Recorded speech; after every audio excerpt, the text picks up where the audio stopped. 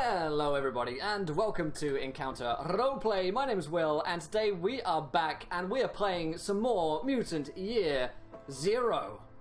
And we're on, episode, who knows at this point, episode 4, episode 5, along those lines.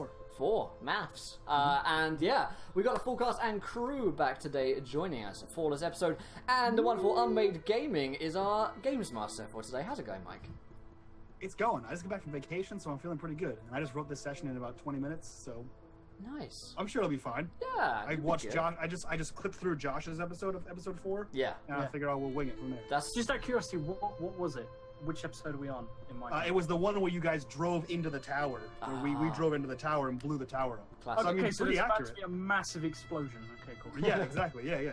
So pretty good. Fantastic. Let's go around and meet the full cast and crew for today. We have the fantastic Trainsy back, reprising his role today as name who I've forgotten.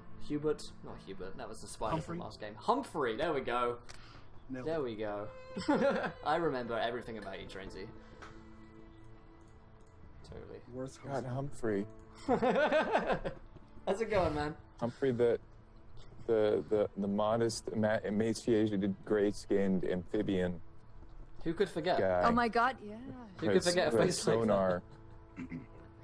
And steely gray eyes. I mean, that's kind of redundant, right? Yeah.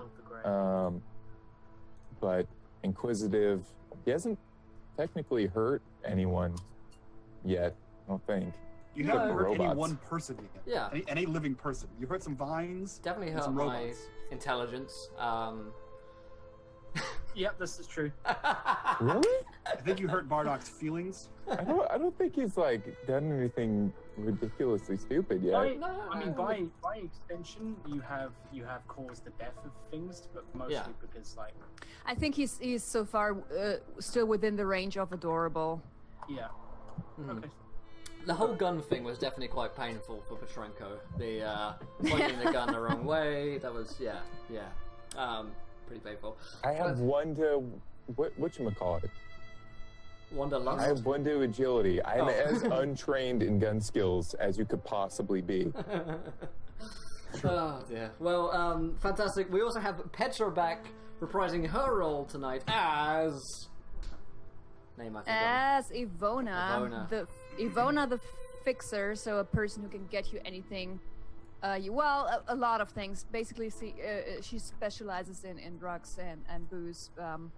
And yeah, I hope I get to make some nice deals in the remaining episodes. Yeah. Because ultimately her biggest dream is sort of to step up in the food chain. But we don't have that many episodes left, so I guess I have to make some kind of move soon. Yeah, we've got to make this happen. We've got to make it happen. Fantastic. We have the fantastic Encounter Josh back today, reprising his role as Bardock. How's it going, Josh?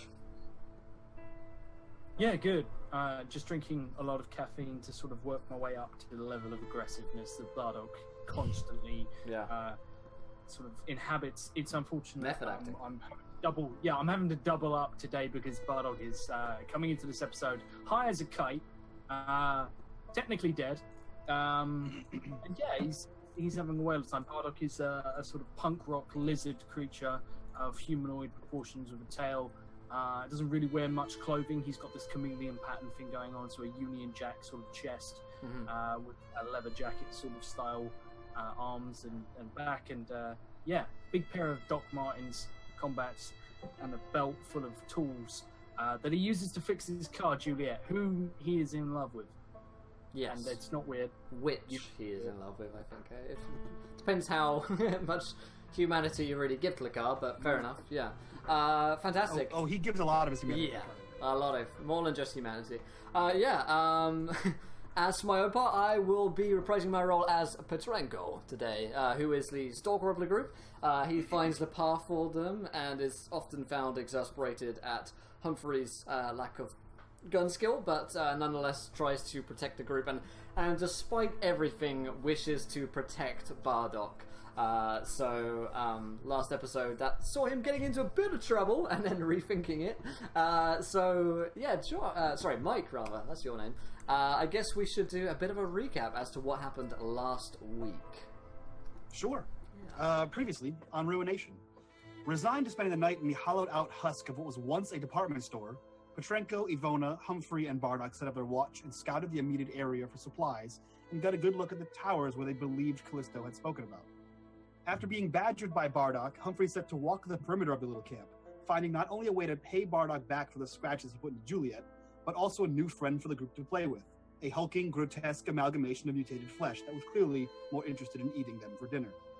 Skewering the beast with the caracorn, the four finally made their way to the towers where they believed the animals would be found, only to see it currently under siege by machines from their darkest nightmares. They quickly ascended the tower to offer their assistance to the beleaguered animals where they met their leader, Tesla. So you guys are all on top of these blown out huge towers. There are rope bridges connecting them from one tower to the other tower. There are domed caps on top of the tower. You guys had just finished fighting off these flying drones that were shooting beams of light out of their front part. I believe that Bardock chopped one in the propeller, dismantled it, gave a laser gun to Petrenko, and took some kind of taser, duct taped it to his machete, and called it a tase-shetty. It's a hot mess out there. You guys are finally able to catch your breath atop the tower, where you are face to face with a small ape named Tesla and a far more aggressive ape named Archimedes. And before you guys can even start to ask any of them questions, you hear a massive, like, wrenching of metal and then a huge explosion from dozens of floors below you as the tower you're in shakes and rumbles as what could only be the automaton that was chasing you has finally been defeated and has exploded in the base of the tower. So a giant pre-war tech thing has exploded at the base of this tower. Yeah. Okay. Mm-hmm. Yeah. Yep. Shit. Okay. Is that why the robots are attracted to it, or? No, that was the robot that was chasing you, the big one that killed Bardock. I look down, sort of off the edge. Do I notice like a group of like cars fleeing the area? You don't.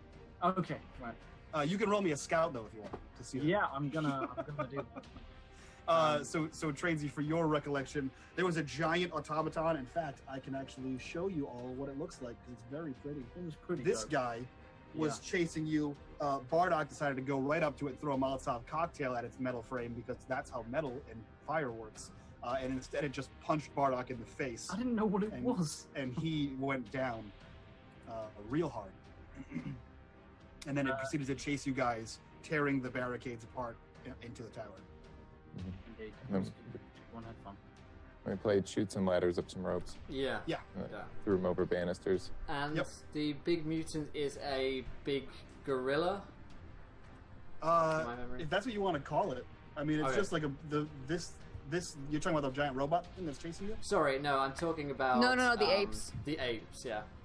Oh, yes, they are chimpanzees. And you said last time that one of them was a female. Would that one be of them then is a female, is Tesla, and the other one is Archimedes. Okay, so she's the leader. Yes, Tesla is their grand alpha, is what they call it, or what Callisto told you she was called. And let's see what Josh did here. Josh, you don't see anything. So Bardock, you peer over as you hear this explosion, trying to see what happened, and all you see is gouts of fire that are like this glowing green flame as it explodes out from the side of the building. And like, you guys can see light emitting from it and like refracting off the windows, and it makes a double rainbow across the sky all the way. Oh my god! Also, Bardock is so in. He just loses. Oh shit! That's true. I forgot. It looks like so. That's what it is. So Bardock, you lean over the side. I forgot how high you were.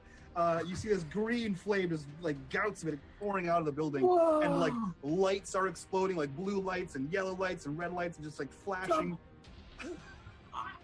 What does it mean? He's gonna get an epileptic fit or something like that. What does it mean? Bardock cries for the first time ever. So as the explosion goes off, Ivona will be, whoa, what's happening here? And then she would not good. Look at Tesla. So where did these things come from? I've never seen anything like it. And as if to answer your question, hold on.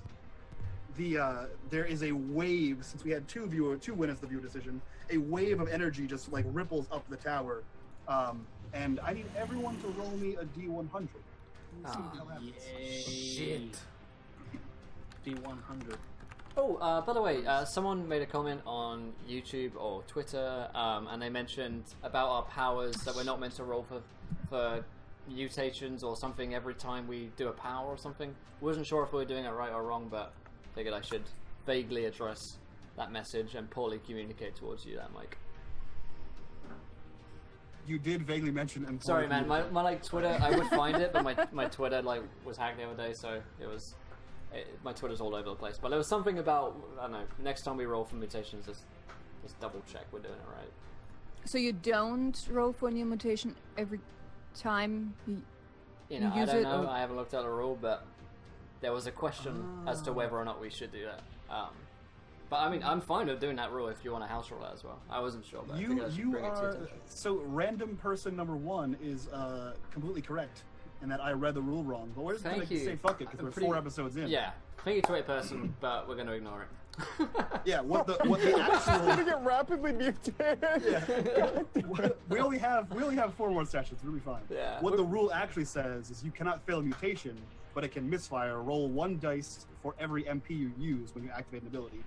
And then every time you roll a 1, then roll on the D6 table. Not roll on the D6 table every time you use your mutations. Gotcha. But it's way cooler to do it this way. Fuck it. Plus, Yeah, you guys only have to live for like 4 more sessions. Yeah. Unless you're Bardock. But we need to live forever. Speaking of which, I'm Bardock, gonna roll live. me a D6. Is this how much dead I am? No, you're fine. I don't believe you. I feel like you're full of shit. Well... Nailed it. 5. Nice. It's high. It's good.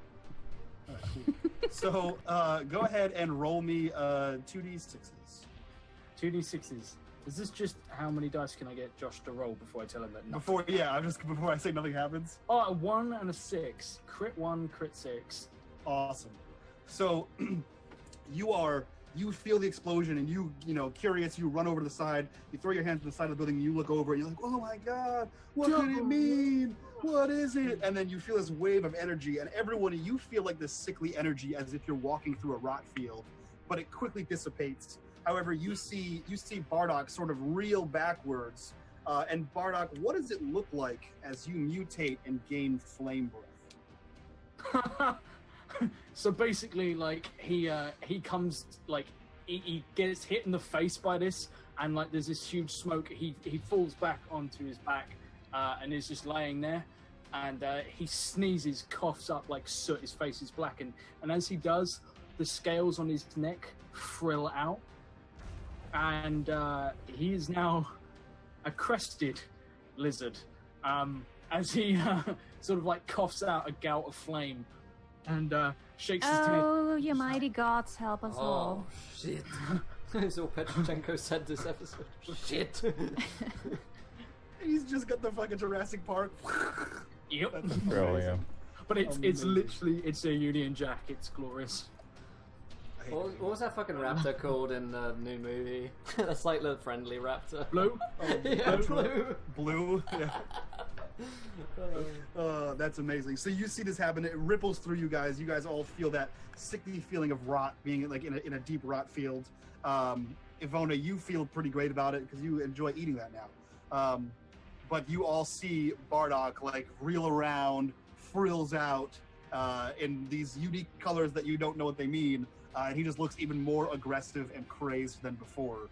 How do you guys respond? Because the two monkeys the two apes both turn their rifles towards this guy, this Bardock. Oh, okay. Don't shoot!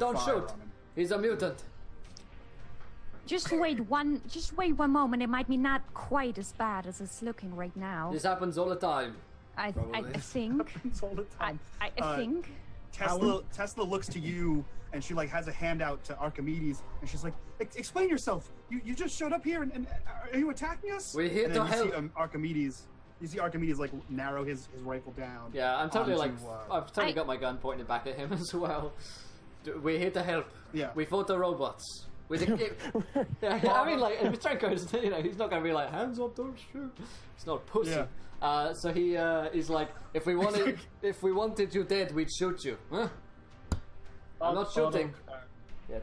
Reaches onto his belt, pulls out like what is essentially a like some kind. It's a rollie of something. I don't know what it's in it.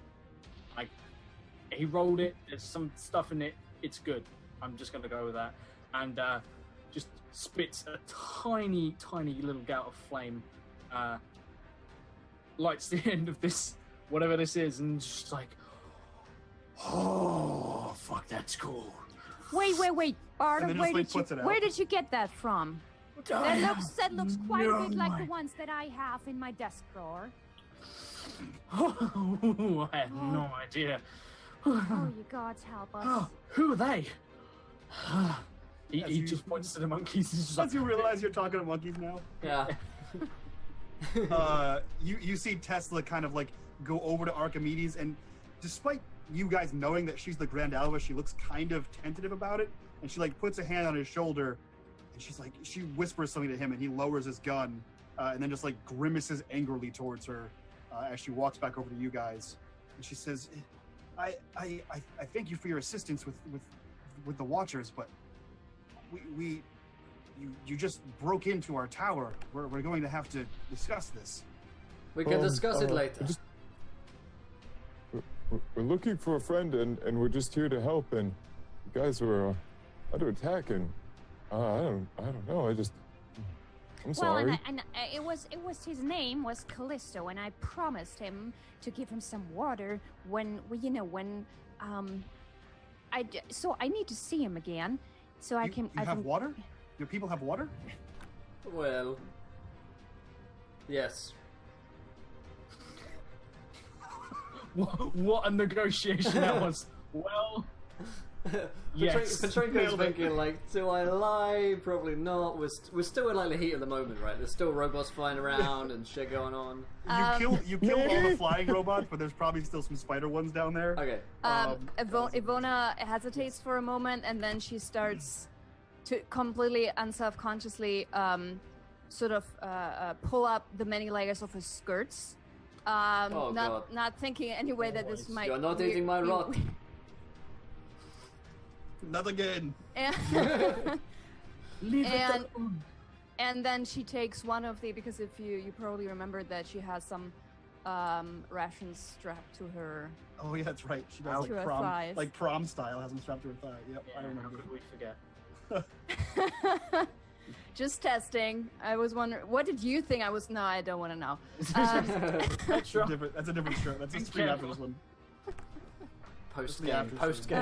Not even 10 minutes into the game. But anyway, she takes one ration of water and hands it over to Tesla. I'm sorry, I can't give you any more right now because I still have to make it back. But just as a sign, take it as a peace offering. We're not here to attack you. We saw the robots, and then we thought we would come in and help you. She takes the water and tosses it to Archimedes, and then like sort of nods to him, and she looks back to you and she says, "Good, you can come with me." And she begins to like lead you back down. Like down one floor and then through into one of the rope bridges. With you, does she mean all of you? All of us? I mean, you can assume she means all of you. She's sort of like she's looking at you.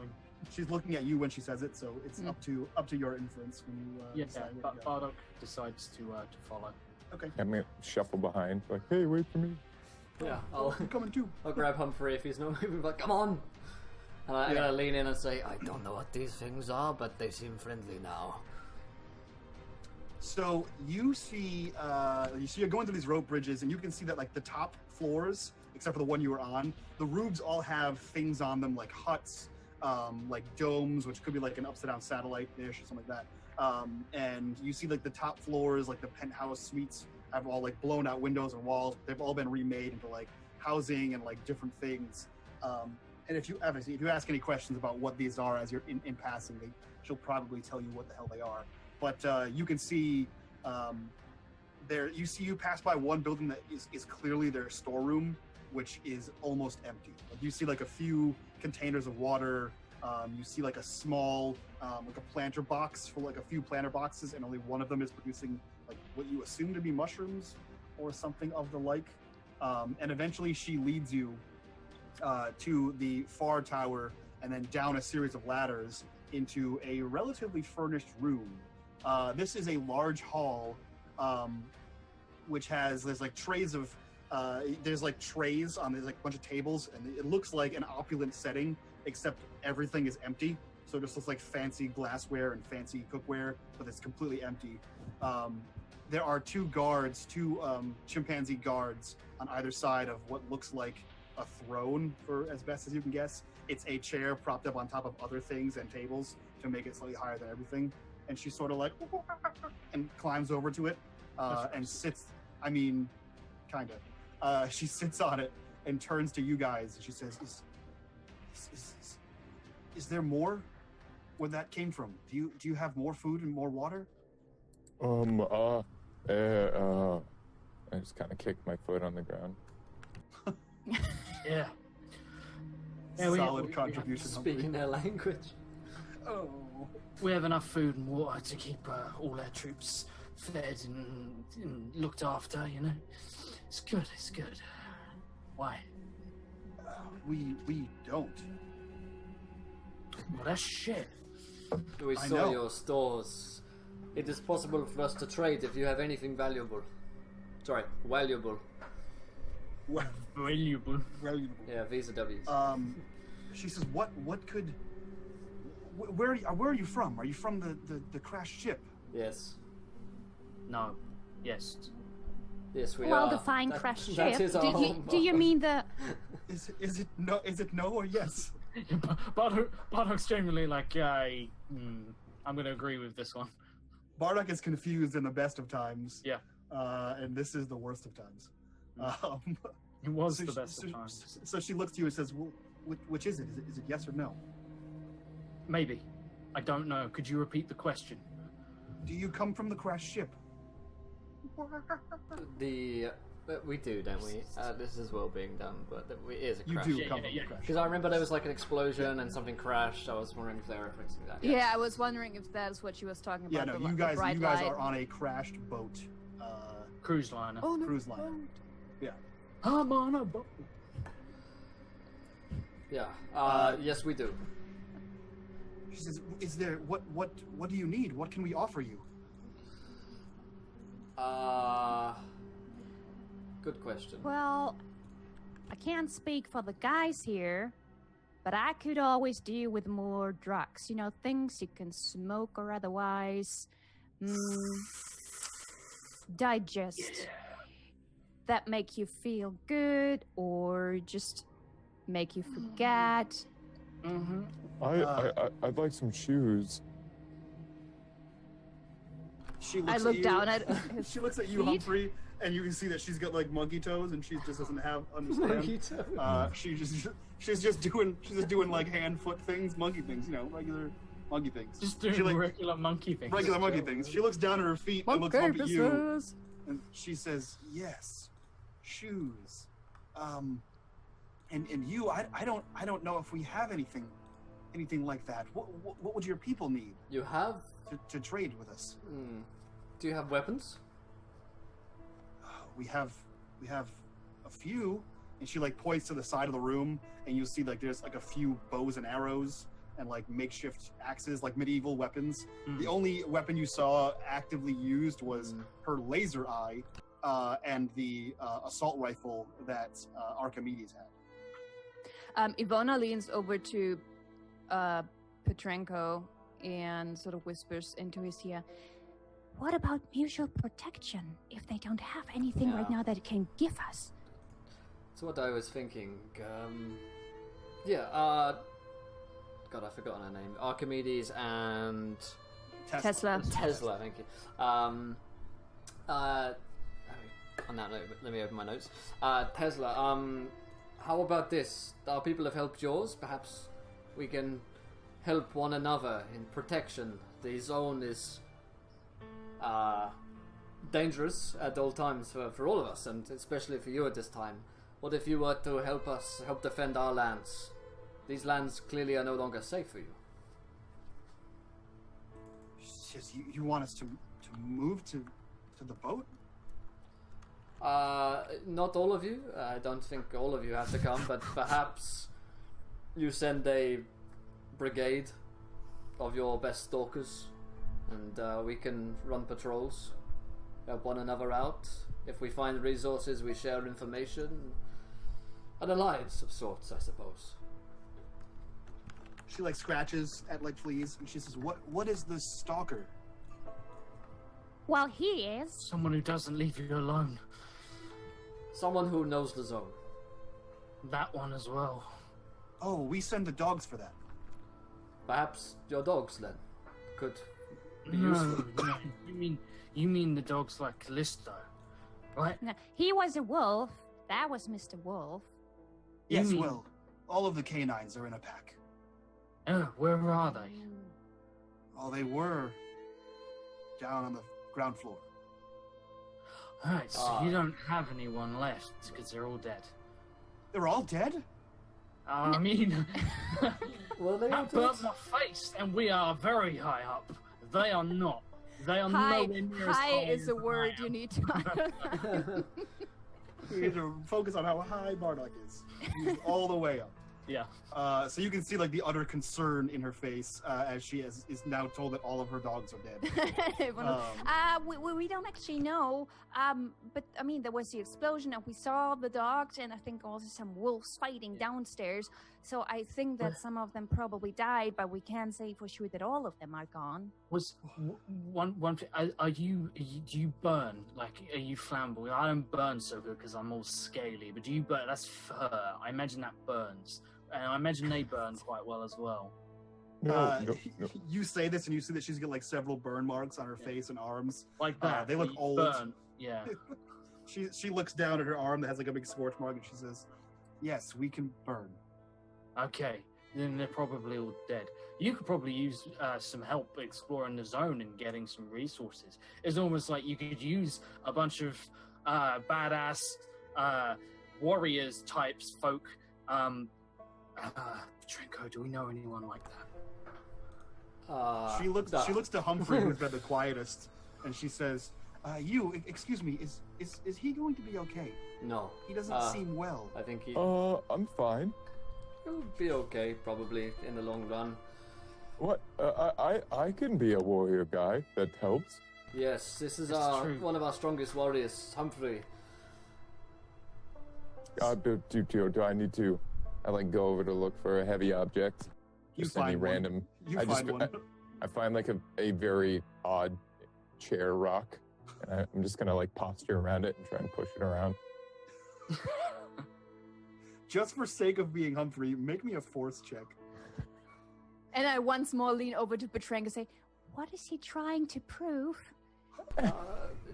You mean now, or just No, that what is he doing with the chair? at any point in time? I have very little idea. I think he's dancing. You absolutely do. You grab this chair and just rip it out of the ground, and then begin whatever performance of masculinity you want to perform with this thing. I could do this to robots. I could do this to barrels. I could do this to cars. I walk over to. I ignore that comment entirely, and I walk over to the Tesla, and like Bardock essentially tries to throw his arm around her. Probably is batted away, but he just looks up into the distance and just says, "Feng Shui." Yeah, you get up to the throne area, and the two ape guards that are there immediately like jab spears out at you, but you still carry on. Like, I've got like my arm round one of the spears as if it's like someone, and I'm just like, Feng Shui. You grab the guard. Yeah, I'm just like Feng Shui. Nailed it. Yeah, nailed it. Absolutely. She looks down at you, and then concerned, and then looks back to the rest of your group, and then to Petrenko and says, "Are you all okay? Are you ill? We Were you are affected by battle something?" worn. We fought long and hard to get where we are. So excuse our indiscretions. Now back to the matter at hand. What do you say to lending a hand. If there are only a few of you left, then perhaps it would be better that you take sanctuary with us. Well, we housed over 100. I don't know if there's only a few of us left. But... Then we should find out how many your numbers are, and then we can discuss further. Oh, I've just had an idea. Oh dear. Uh-oh. Well, you see, like, you know how there were the things in the sky and they were flying around. They were awesome. Yeah. And there was the big thing that didn't fly. That I don't know what happened to that. And then there were the other things that didn't fly also, but were smaller than the other thing mentioned before that didn't fly. You with me so far? Yes.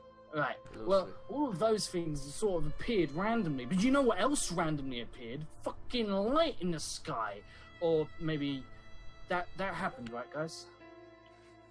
I'm kind of scared to admit that, but he does have a point. Yes. See, so light in the sky, and then it comes down and it touches the ground, or it doesn't. But it fell, and then things appeared, like this thing, and he clicks on his machete taser, and like you can see, like it's searing his hand, and he just has no concept of the fact that it's kind of hurting him, and he's just like all this shit, like what is that?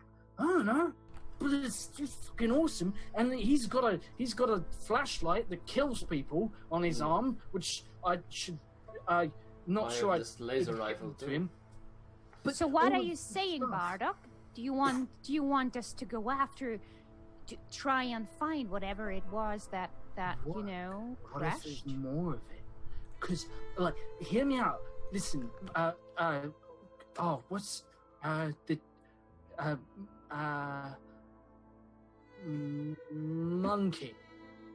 monkey Tesla, you could help us out. See, what we'll do is we'll do a little bit of trade, because this stuff isn't worth anything to you if you will die of starving and dying of thirst.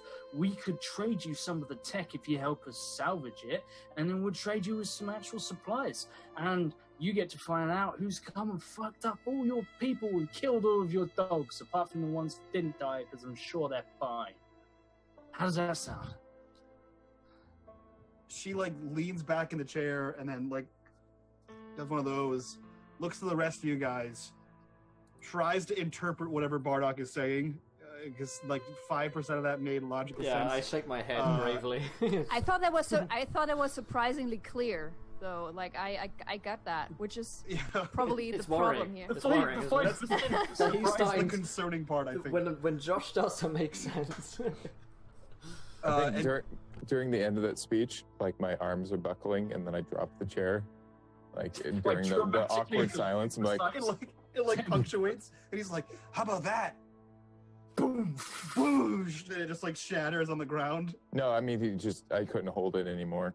And for some reason, I just kept holding it. But your arms just during the awkward silence, I'm just like... I'm just covered in sweat, my arms are... Yeah. I look round to him, and I'm just like, are you feeling okay? You look terrible. I don't know why people keep asking me that. I'm all right. Good. She looks to you, Petrenko, that's your name, and says, "Do you know how to use that?" And she motions towards the laser rifle thing. I planned on aiming it and pulling a trigger if I could find one. Short answer, no, but I plan to find out. Bardock walks over, grabs his arm, and is going to try and point his arm out into the air. Do I know how to activate this thing? You do not know how to activate his arm. No. Do I know how to activate what is strapped to his arm? Nothing is strapped to his arm.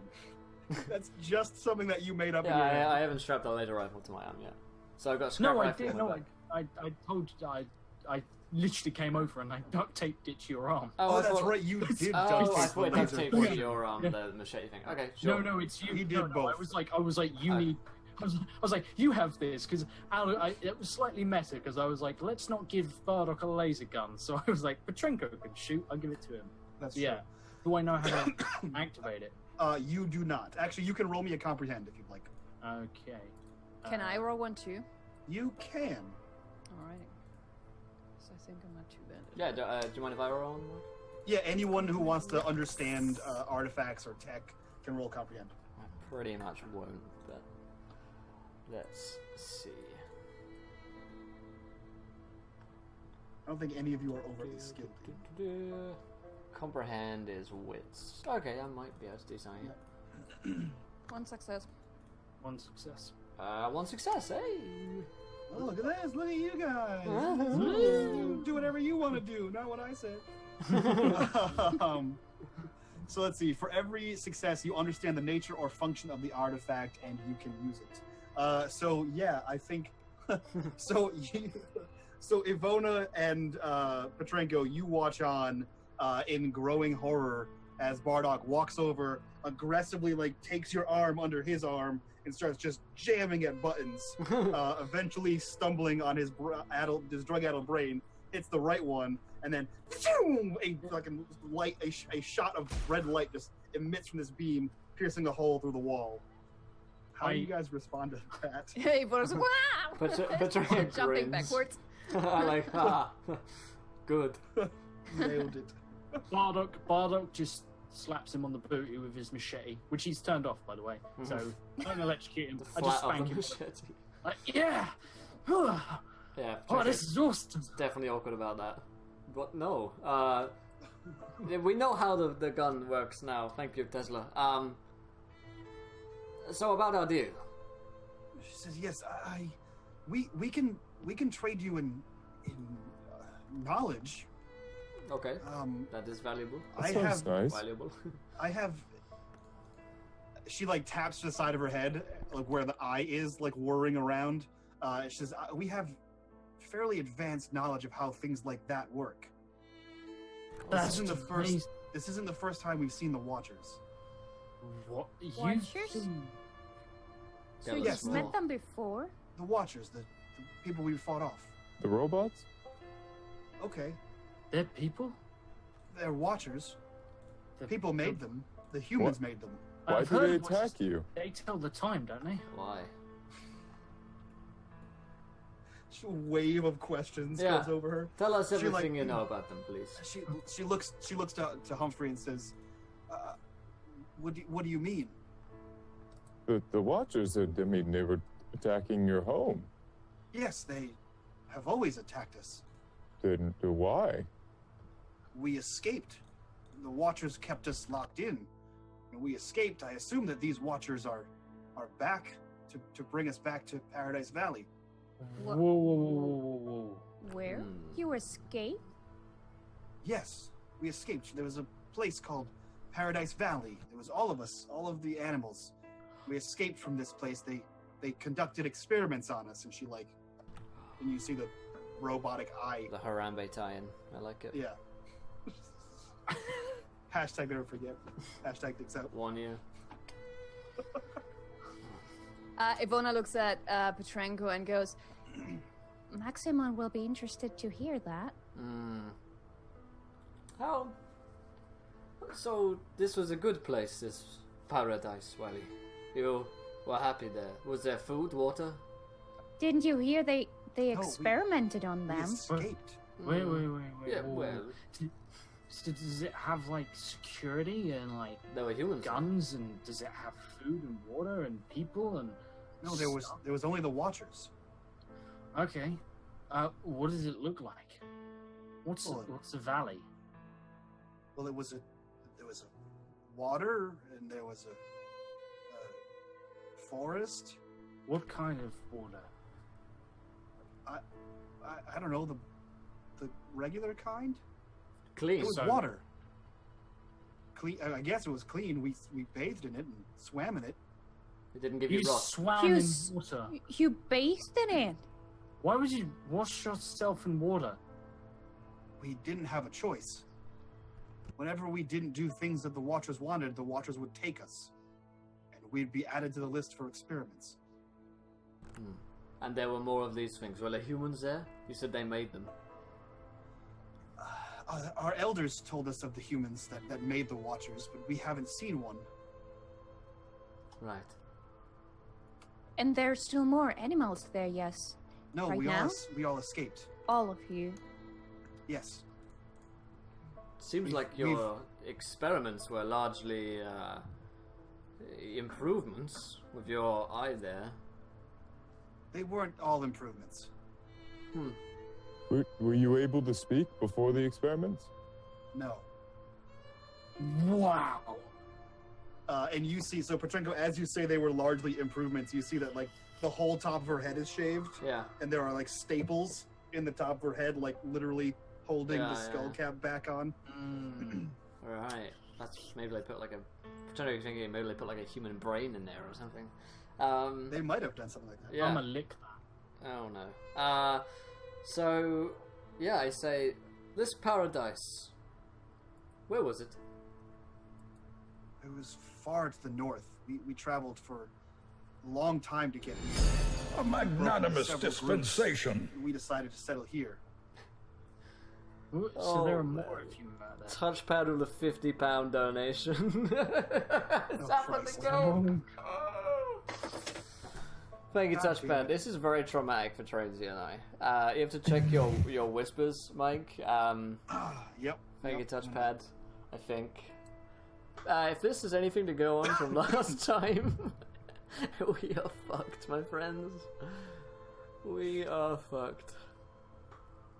Oh Jesus. This is like, There are so many words in here. this is like I might just give up now. I liked Petrenko.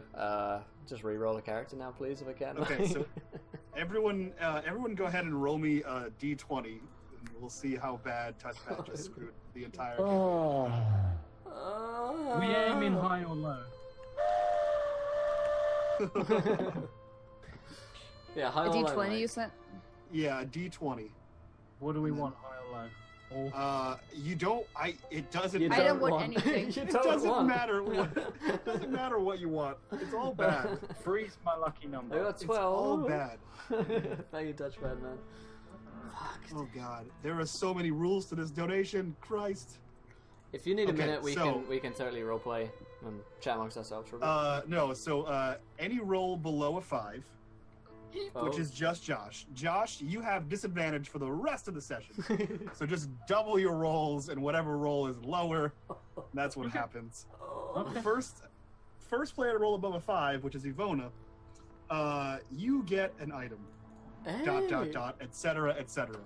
There's more with it. It's not good, I promise. I was gonna say. Second player, Fuck. God damn it, please be Humphrey. Oh man, I'm gonna count that as Humphrey. It's a 5. Because there's no rule about 5s, just above a 5.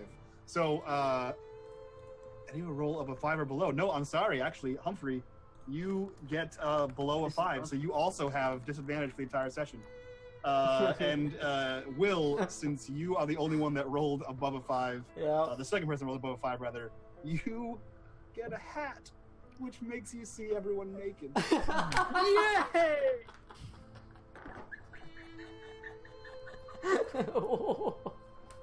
So, you just watched as Bardoc's shoes vanish. It's Nothing else changes. It's the most hilarious thing because Petrenko is the most appropriate character and his item is the least appropriate for it. Yeah. That's what I wanted for Humphrey, because Humphrey wouldn't know how to respond to seeing Ivona naked at all. Okay, He would so just constantly talk like this. alright, I've got my hat. So Okay, so Who- I will find yeah. a way to give you a hat. Thank you. Petra, I will find you a way to give you an item that is awful, and the rest of you have disadvantage for it. I Until the end of the I session. looked down in Until horror. the end of the session. I looked down in horror. I was waiting between Humphrey's legs. It's a hippopotamus. It's a hippopotamus you know, you have those little like biscuit toy things, and they're like hippo shapes. Hippo shaped Yes. chocolate. Animal crackers. Oh, It's a hungry hippo. Yeah. He's fashioned a Okay. codpiece out of a hungry hippo toy. Okay, I'll figure out how to work that in. That whatever Look it's at just Tracy. happened. Thank you, Look at Touchpad. his face. I mean, it could be a piece of advanced technology that the apes brought with them from Oh, the. it'll be something. Wait, It'll be wait, something, wait, that's for sure. wait. That's for sure. Oh god, there were all kinds of silly things if you guys had rolled higher than 5s. Okay, so what were you saying now, Petrenko, about I something? have forgotten entirely what I was saying. So you guys fired a laser. You guys were asking about the Watchers. Oh, you were asking about Paradise Valley. You said So triggering it's Paradise. I said the last thing I said was how many more of you are there and where are they? 'Cause she Yeah, said, I think where. No, they already said that all of them escaped. Yeah. No, they said they then split up into smaller groups and this sort of herd settled here. So we don't know. She looks to you and says, "We don't know where the other tribes went. We decided that it would be best if we didn't all stay in one group in case the Watchers came and to collect us. We're assuming this is what happened today. Where is this paradise of yours? Far, far to the north. Can you mark it on my map? I lay out my stalker's map and point to where we are. Yeah, so you like hold out the map in front of her, and she like down the steps to her throne, and then she like repositions the map, holding with one hand and one foot, and then she points with her other hand like way north above your map, like past where your map ends. Well, that is quite far. Shit. We had mountains. It was clean and... Well, just that area was clean. A river, you Only say? the valley was clean. Did Yes. the river lead anywhere out to? No, it more was water? a pond. A pond. Okay. Are they looking for a particular person? The Watchers? Mm-hmm. No, I think they just want us back. There was a wall of electricity around the entire valley, and we couldn't escape. There was a great war between the animal tribes and the Watchers, and we were finally able to get free. We ran. What if we take you hostage and go defeat the Watchers so they stop? Take you hostage. You see both of the spear-wielding apes at her side like bristle up and like hold their spears out. We need to get in somehow. It's bait. But why? But Why then would we you- destroy them and they stop coming for you.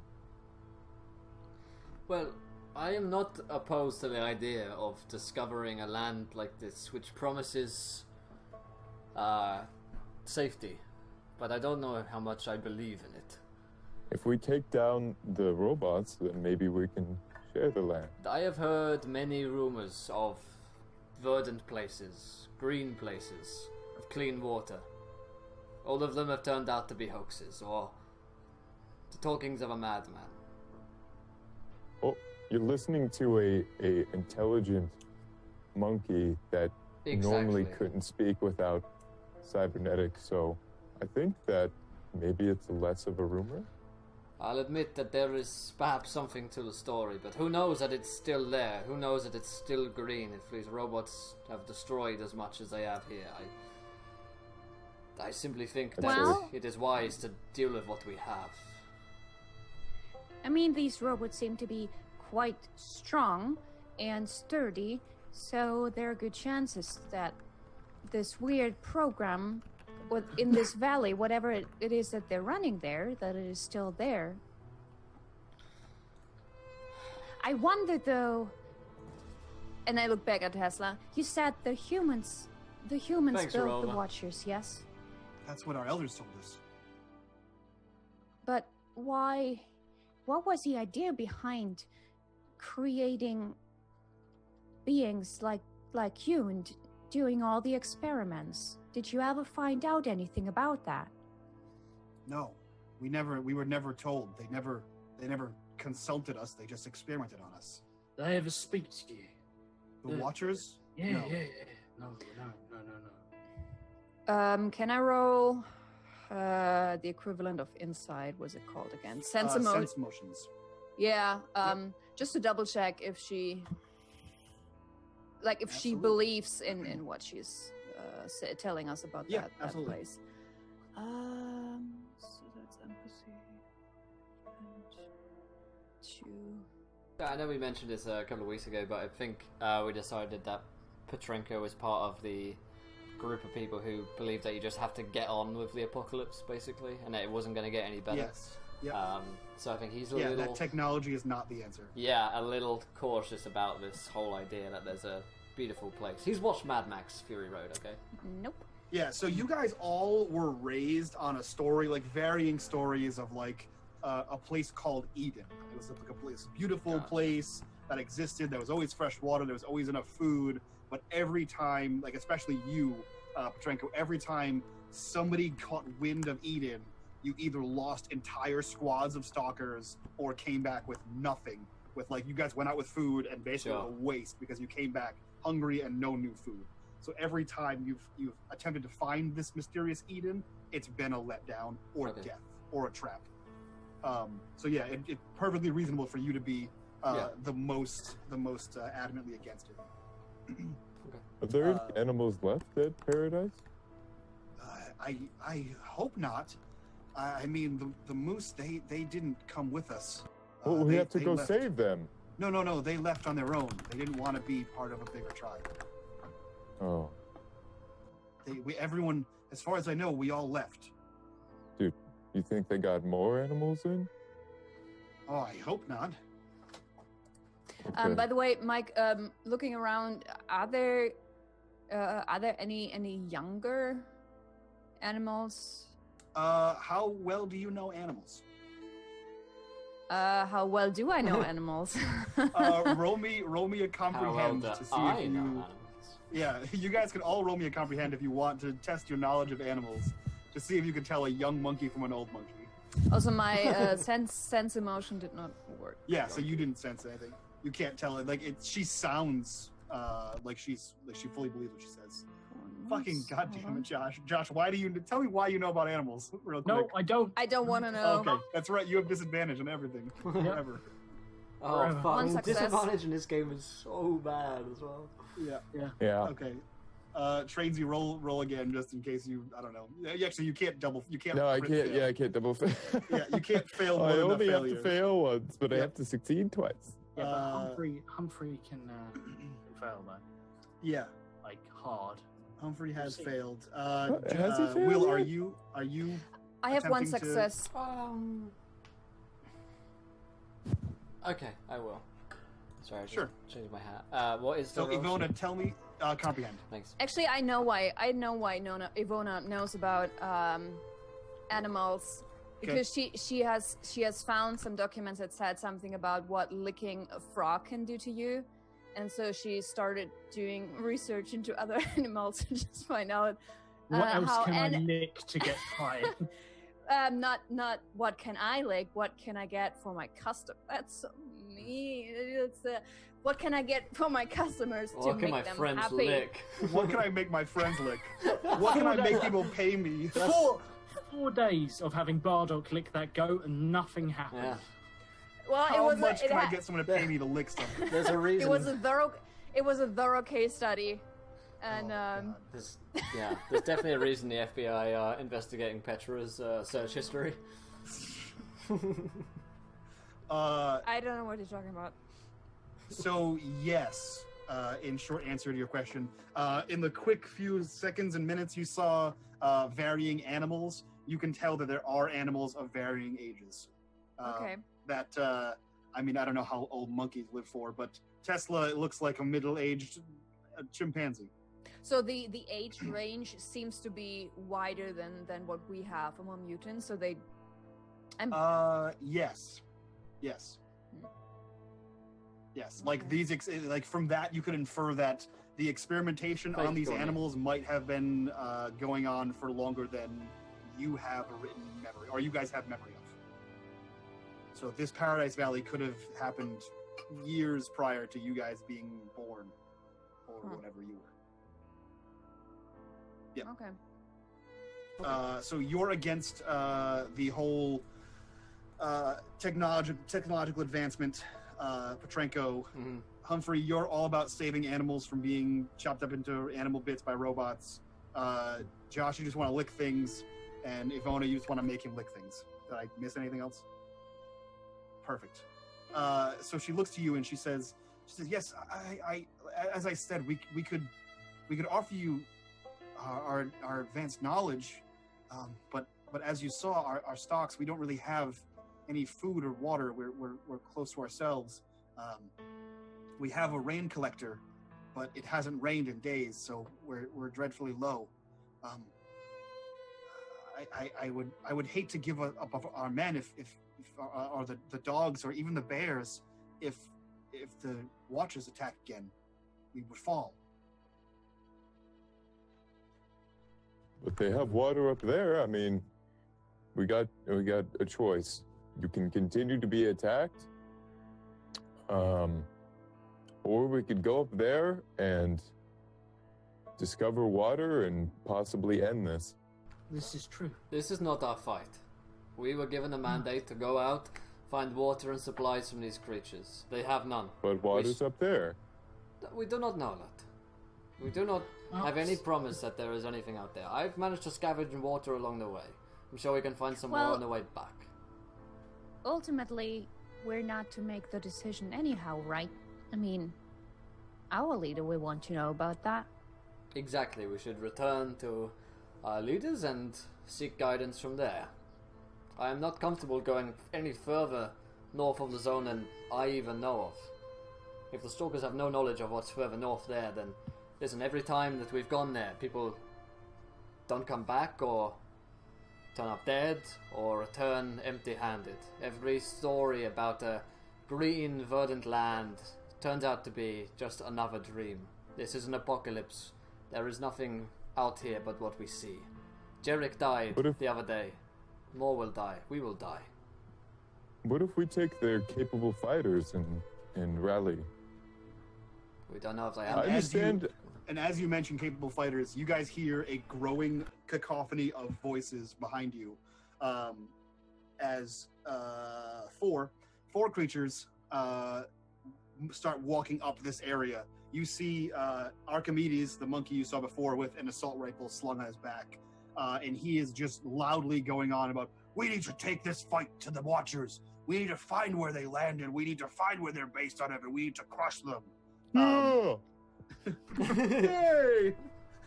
You hear a low, gravelly voice coming from a 7-foot-tall, completely haired creature that you might know as a bear, talking, no, we need to do what Tesla says. We need to fortify the defenses.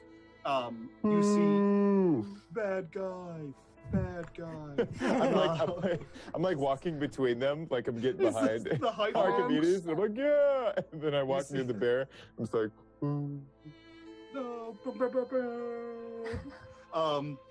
You guys see a dog walking on its hind legs in full like clothes with like leather pads on its arms and shoulders, and she's just sort of walking without saying anything, just sort of going back and forth between the two of them. And then you see a very perceptive, small person that looks, I guess, a little bit like Bardock. Probably about like 2 feet tall. Eyes are kind of like moving all over the place.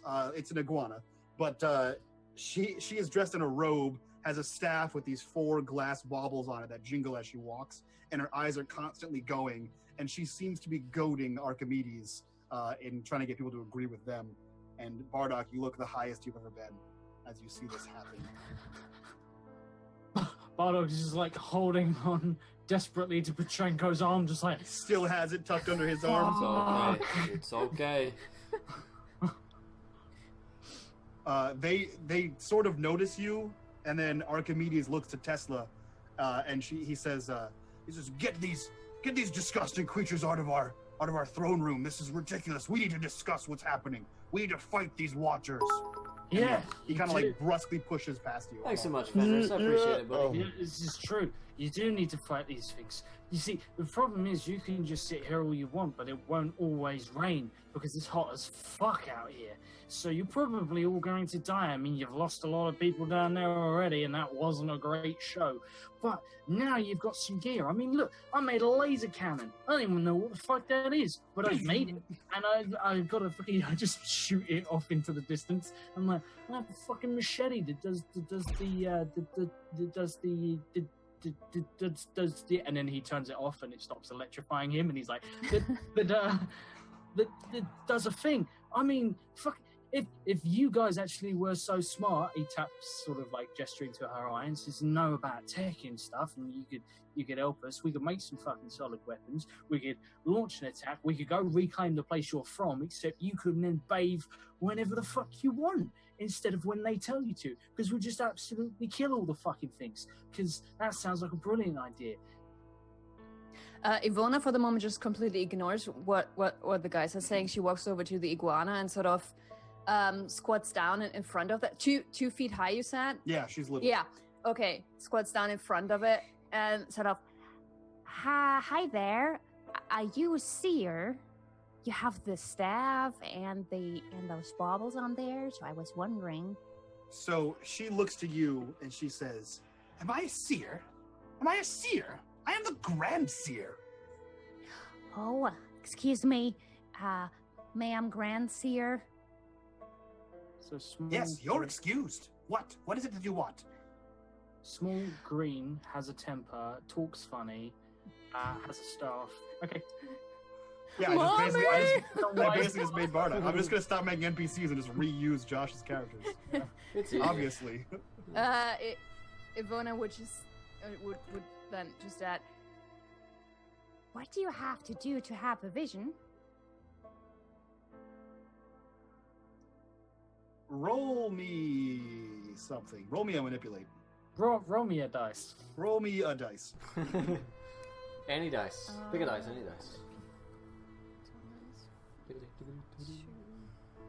do you have any gear that helps me with that? Do you? Do you have anything? Do you have like a... I don't know. Didn't you get something that helps you with that? Didn't you get an item last session? Did I give you one? Or did I make My good looks. Nope, or Ivona's good looks. I hid an item. I hid an item that will help you with that last session, but you didn't find it. So no, you don't have anything. Damn. Shit. Was it just makeup? It was sort of makeup. So yeah, you say that, and she looks at you, and then you see like one of her eyes just like, and like looks over at Bardock while the other one looks at you, and she says, "What do you need a vision for?" Oh, I don't need a vision. I'm just interested to find out how you get your visions. Right, this isn't a vision. You can see it. Yes, Bardock, I can. I think how I everybody get my does. visions is my own business. What do you need to know? Oh, I just have a lot of respect for grand seers like such as yours, ma'am. So I was just interested, that's all. And I have little respect for liars. I'm not lying. Fucking Yoda. And she like, thank you. And she like jingles the baubles on the thing. And so still just smiling widely, Yvonne looks at the others and said, Ain't she cute? And then just stands up and walks back to the others. Bardock just paws at the baubles. They just jingle, they clatter, and then she like whacks you like Rafiki with her staff, and then like sort of like toddles back, her tail wags the whole way to make you stop.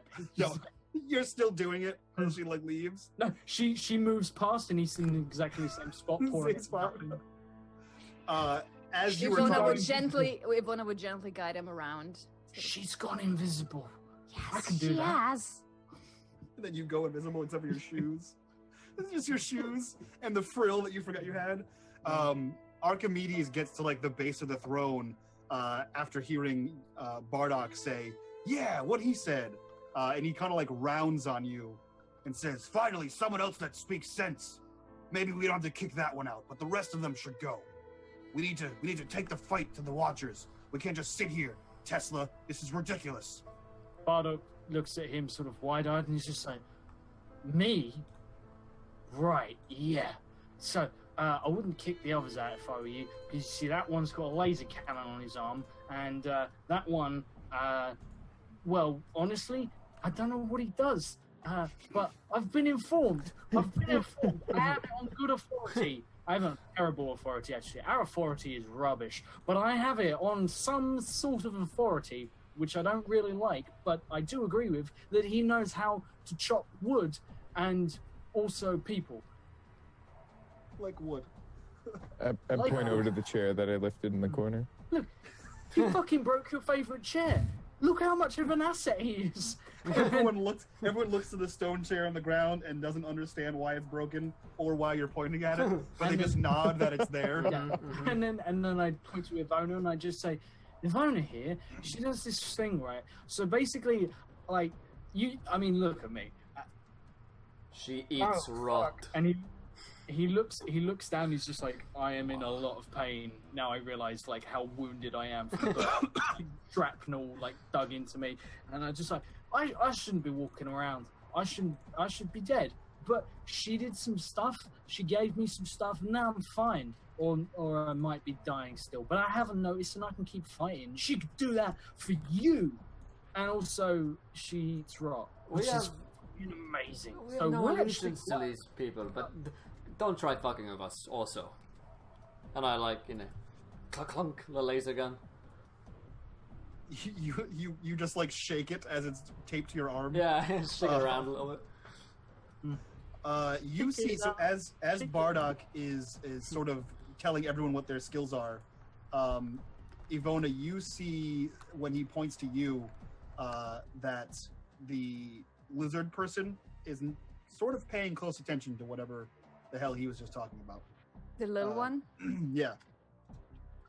She pays close attention to when he's talking about how you did whatever you did with whatever you did to make him whatever he is. It doesn't make a lot of sense, but she gets it. She understands, and then she like looks around at you and has like, you can tell that she has like some kind of sense that like, oh, maybe she might have judged you a little too hastily. And so Archimedes looks to you and says, "So then it's settled. You'll help us take it to the Watchers."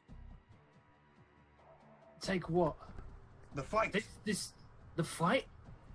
Is this still going on? You should probably get back down there. I have no real interest in helping your people, unless you can offer us something. Well, we can't just walk off anyway. Sure we can. Well, technically, yes. But if we want... Damn it, you make a good point. we would need some kind of reinforcements. One way or another, we would have to go back first. And talk to Maximon.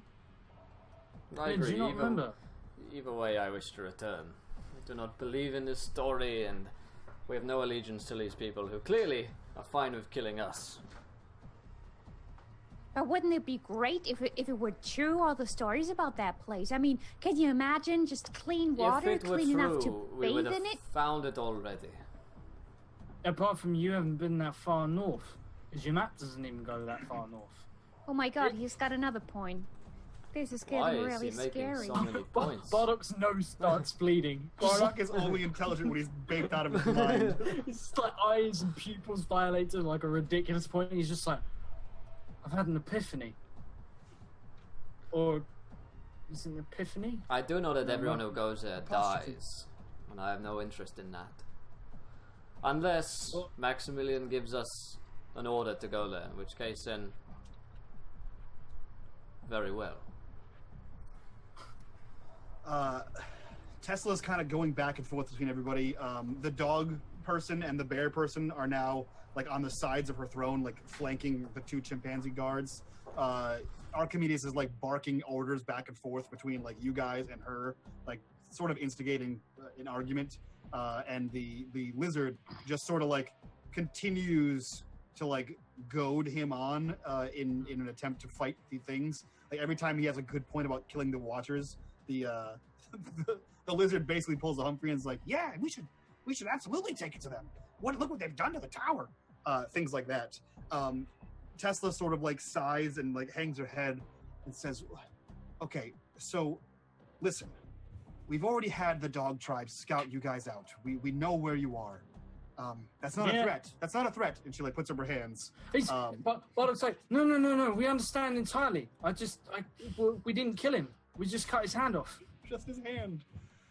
You see the grip on the dog's, like the dog has a spiked baseball bat over his shoulder. You see his grip tighten on it as you say, "We just cut off his hand," because he knows exactly what you're talking about. Glad he does. Bardock ain't got a clue what he's talking about. Tesla looks down and says, "What if we do something like what you said. And she like motions towards you, Petrenko, because none of you have introduced yourself, I don't think. And she says, what if we had some kind of alliance and we could pair up our forces for whatever you call them, stalkers, I think. Yes. We wouldn't guard your ark.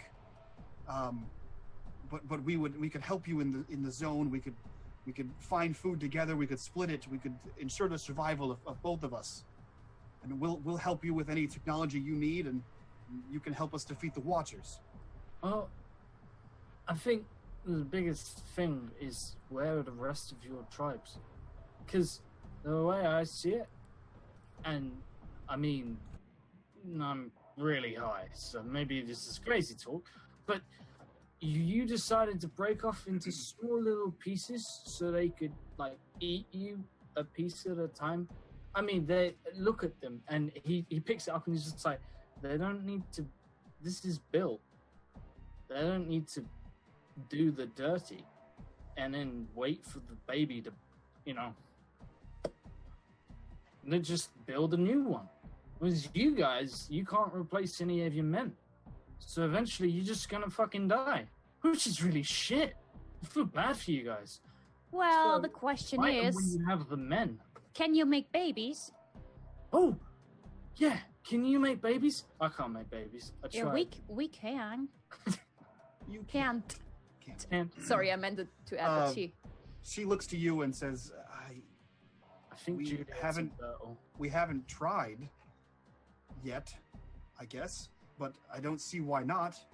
Everything appears to work, Yeah, but They the would- thing is, but they would likely be just normal animals. yeah, but What's wrong with that? the problem Well, with nothing, that of course. is if you do the Woohoo! if you do the thing and then Mm-hmm. you Bardock, are you alright? Never mind. nose Forget is it, bleeding. I've asked. He's so then whoever gets in the and gets it in them and then has growing another person in them. Let's move Yes. on from this. Are you talking about Yes. what? I think I've seen that in a book once. I think they call it a pregnancy. Yeah, that. Whatever that is. So, but it takes time, which means that person can't fight. Which is why no one is like that now. We're all ready to fight now. Okay, so you're ready to fight now, so why are you not fighting? We just... Ugh. No, you're Conversation's going defending. around. she looks to Petrenko as if like for help. I give her an apologetic look and shake my head. And then Archimedes immediately like takes this moment of pseudo silence because everyone seems to be ignoring Bardock, and begins immediately yelling, "This is exactly what I'm talking about! It's things like this! Whatever he's saying! We need to take the fight right now! We don't have time to wait! We don't have time to make tiny monkeys! We don't have time for this! We need to attack now! We can't create reinforcements!" Our sea monkey colonies will have to wait. Exactly what I was thinking. Which reminds me, real quick. How tall are the chimpanzees? Chimpanzee height. They're like regular animal height. They're all Oh, okay. They're all Okay. normal animals that were Yeah. just mutated and added. I will look to Tesla and Archimedes and say, if you're willing to strike a deal where we mutually help each other out in the zone, a ceasefire and alliance, then if your terms are that we explore to the north and find this paradise valley, then I will accept these terms. But I do not command these people here, so... As soon as you say that we should explore north, Archimedes like quickly pulls his rifle out, not aims it at you, but pulls it out and says, "We explored north. Why would we go back to the valley?" Have you not You been think- listening to this entire conversation? He actually just got here, so Oh. he says Hey, he says buddy. the Watchers. If you think these Watchers are bad, there's so many more at the valley, bigger ones, stronger ones. We could never. Why would we break back into the valley? Wait, what? Oh, I thought you were like in charge. I thought you were like big. I didn't realize you were a bitch. He points his rifle at you and says, "I speak for the apes. I am the ape alpha."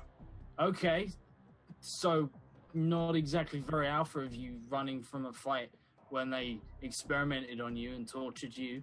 You're just going to run away, as opposed to reclaiming a place where your people could flourish. Yes, That's reclaiming a great place word. where there were hundreds of us, and there were more of them. Flourish. This is It bad. was all we could do to escape. Enough now, Bardock. I'm like... And he went off on a tangent. Never mind. Check out. Flourish.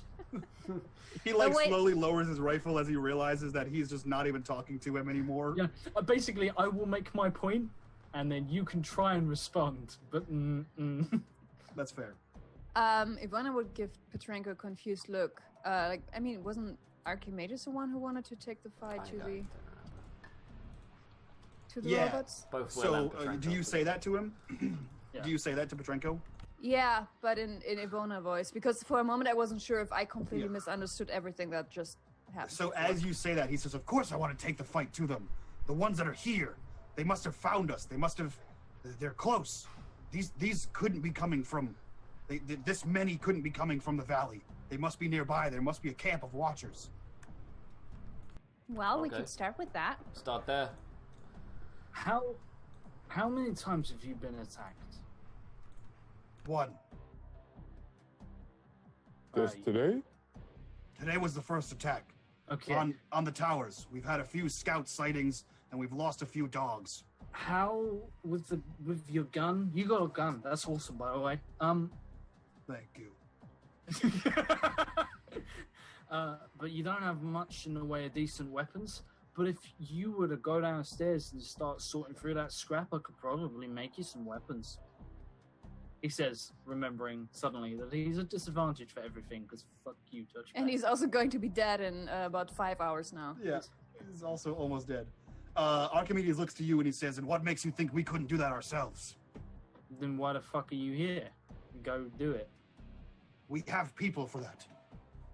Okay, are they I am doing the it? Alpha. Yes, of course we have people doing that. What are your people doing? Are you just What sitting people? on your ship?" Yeah? No, they're sending out. Yeah. They do I nothing. mean, he has a point.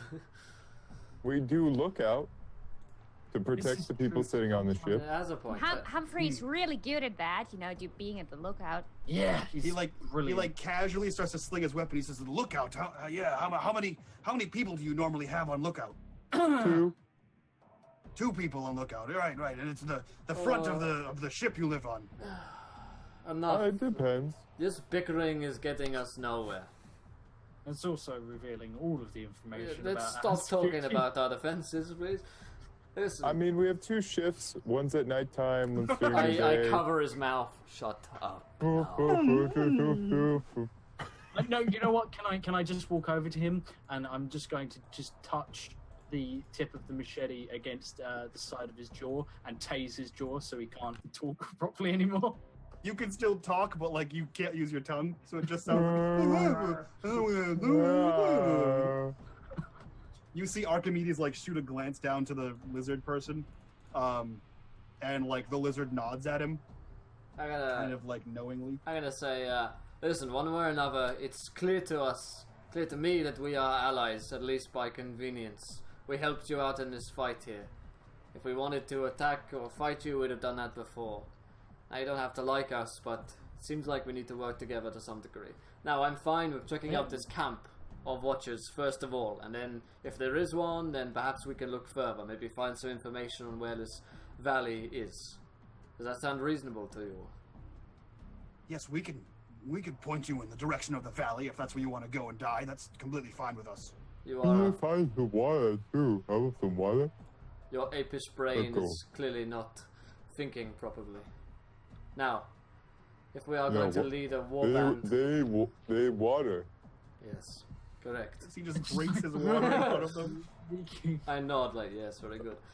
Now, if we are going to lead a war band towards these watchers, I say we do so swiftly. They must have heard their commotion if they're nearby and might be gathering their forces.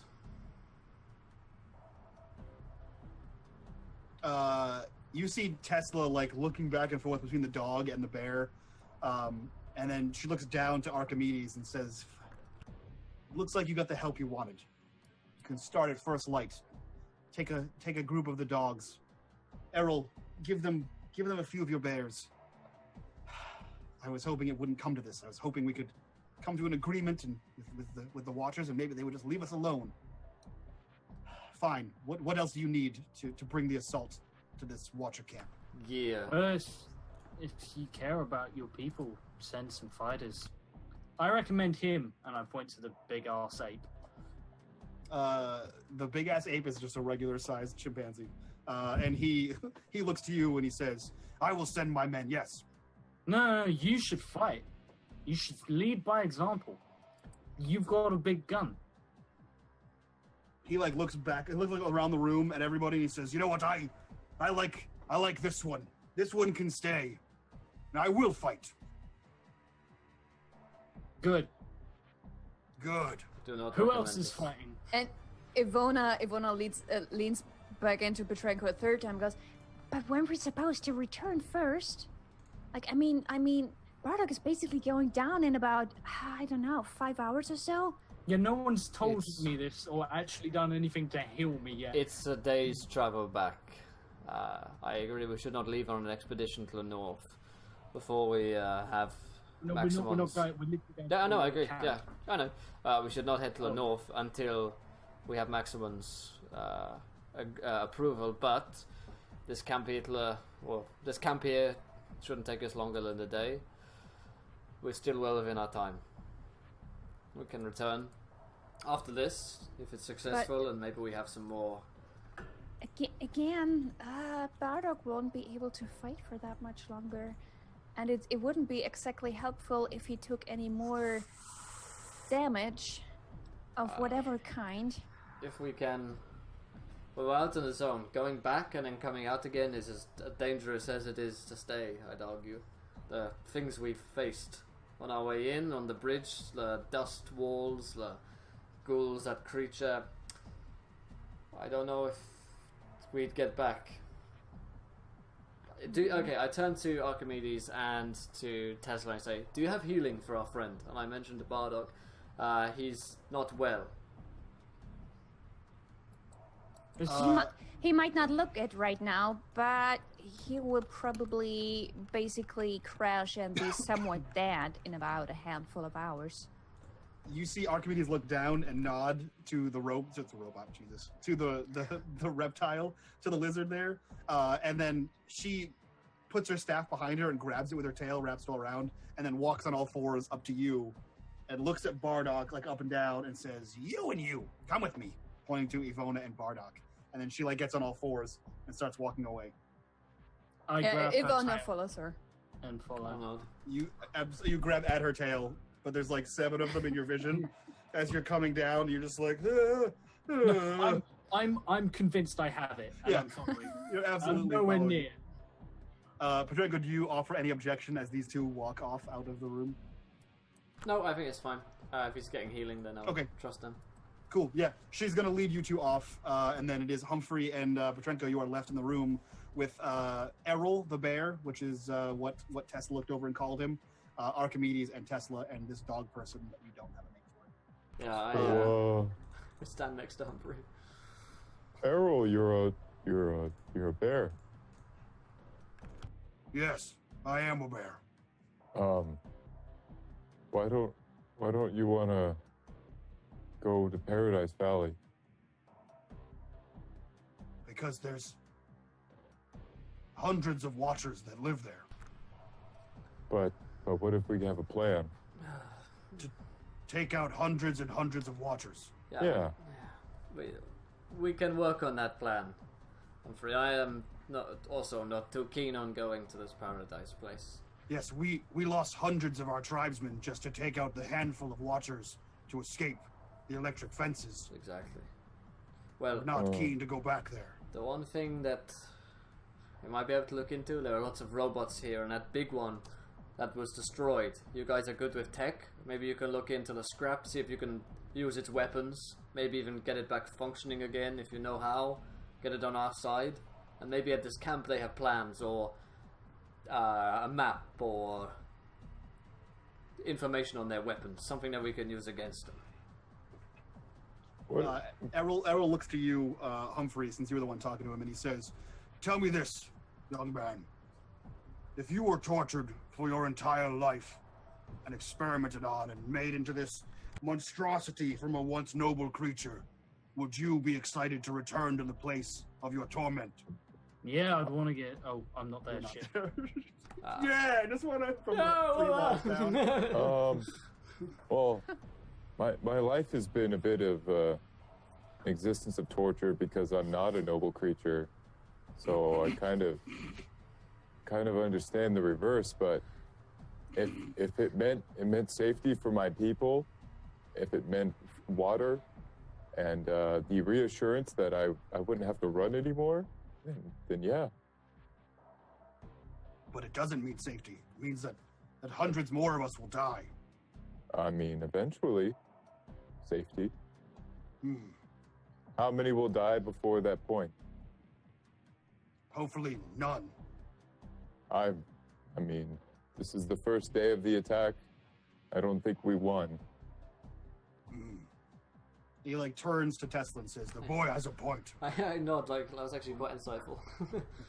The strange gray man has a point. So how do you get those modifications there? I want to do something to my teeth. This skinny hippo has a point.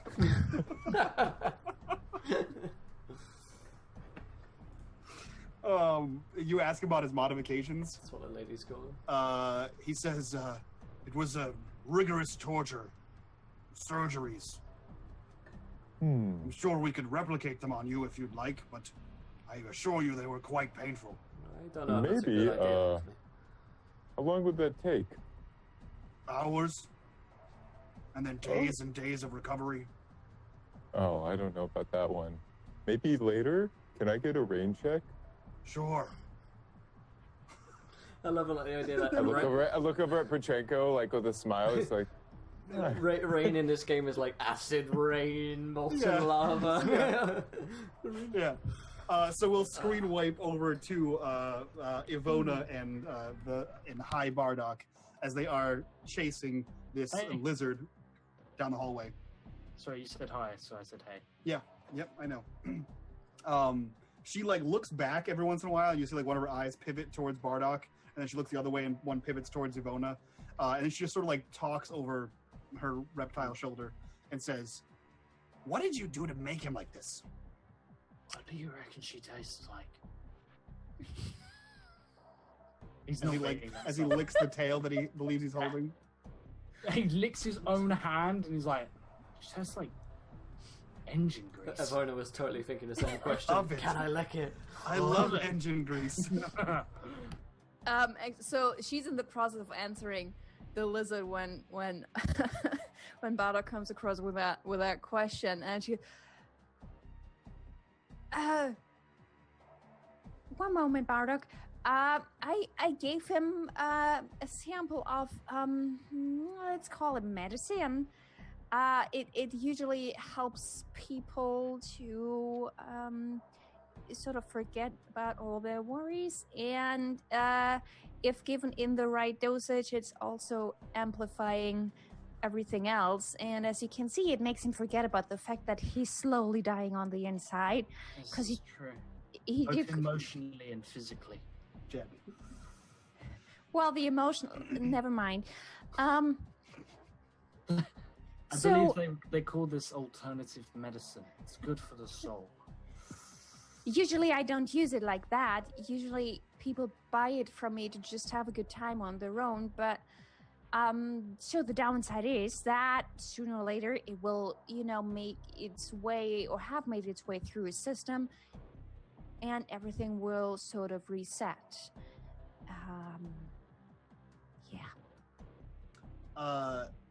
She leads you through another one of those ropeways to the top of a building. The whole time talking to you, she says, if you have this medicine, as you call it, what do you need my services for? If you can just make this medicine, why do you need my medicine? I don't have it. I used the only sample I brought with me, and it's not healing him. It's just a temporary fix. It's more like making his body forget about what terrible state it is in right now. So it's not fixing him. It's more like let's call it an illusion. And your patients that take your medicine, you say that they're easily perceptible to your ideas. I'm not sure if I would call them patients. Where I'm coming from, they just take it to have a good time. Well, you know how she's been manipulating the big chimp all night? I think what she's trying to ask is, could you help her manipulate all of these people? Because I think that's her whole game. This is another side effect in action, because people also take it because it heavily distorts the way that they perceive reality. But some people really like that, that makes them see and hear all sorts of things. Oh no, she's been egging him on all night. No, he's right. Yeah, that she's manipulating him.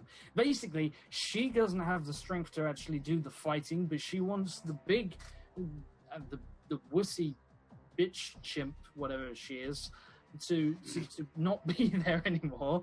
So then the hyper aggressive motherfucker can get on that big chair that everyone's so obsessed with for some reason. Oh, is that true? Because we do have such a person at our place as well. Yeah, you know who she's like, except she's not a complete douchebag. Who are you talking about? He's made up a whole person. He says, she says, so you were asking about the visions then? Perhaps we can strike a deal. I have a question. Do you actually see visions, or do you just tell them that you see visions that are good omens, and then they believe you and therefore do what you want them to do? Well, Callisto said you'd be smoking something before you get your visions. Yeah. Yes, of course. And what does it matter? What you were saying. What do you mean? What does it matter? I mean, you heard what kind of business I am in, so... No, she says, what does it matter to Bardock, who was asking if she sees actual visions or makes it up. And then turns back to you and says, well, anyway, we could strike a deal. I could see both parties here being quite... Yeah. I could use some of your medicine, and you could use some of my visions. I don't need visions. I just need, if it is indeed as strong as Callisto said, I need a sample, at least, of whatever gives you the vision. And if it's not the real deal, because I will have Bardock tested, if he's still alive at that point, that is, then we can strike a deal. What she's saying here is that what she will do is she will say that the visions say that we're fucking amazing. Which, they would, because, we are. And that's really sweet of you. But anyway, she can tell them that we're fucking hot shit, and then they'll believe her because they're all idiots who think she sees visions, when really she just goes, gets high, comes out, and spouts some inane bullshit. Which to be honest, I'm amazed that works, because who would listen to someone who just gets high and then spouts inane bullshit? So, all the time. As Bardock continues to ramble, you guys get to the... Yeah. I kind ask that every time Josh talks, I ask that question. So you get to the end of the ropeway, and you are at a large, rectangular building on top of one of the roofs. She, nimbly climbs up, unlatches the door, and goes inside. You guys see a long room with, a lot of debris and all kinds of things. You see, small chairs, ornate chairs with varying reptiles strewn about them. And as she opens the door, there's a thick, heady fog floating about 3 feet high. How does she open the door? What do you mean? If she's an iguana and it's a normal door. Yeah, so she props herself up on her stick with her tail wrapped around it, and she grabs the latch and turns it That's and goes adorable. inside. Yeah. like all iguanas opening doors, obviously. It's a normal thing, yeah. And there's a thick head of fog that is probably about 3 feet off the ground. And you see that there are various panes of green glass on the top of this thing, and each one shines down over a strange array of flower boxes. And the flower boxes all have these red and orange bulbous flowers that are all over the place. Oh, got more visions. And she begins to walk back towards the back of this room. Two things. One, I just had the most amazing vision of that scene from Jurassic Park where the raptors learn to open doors, but much less intimidating. And secondly, Bardock eats one of these flowers. Oh my god, no. I'm so hungry and no one has fed me and I'm so high. Oh man, you got to roll something. Well, I guess we're getting to our test sooner than I expected. Yeah, I had to Google what the effects are of eating something. Yeah, roll me endure. I have endure. Strength endure.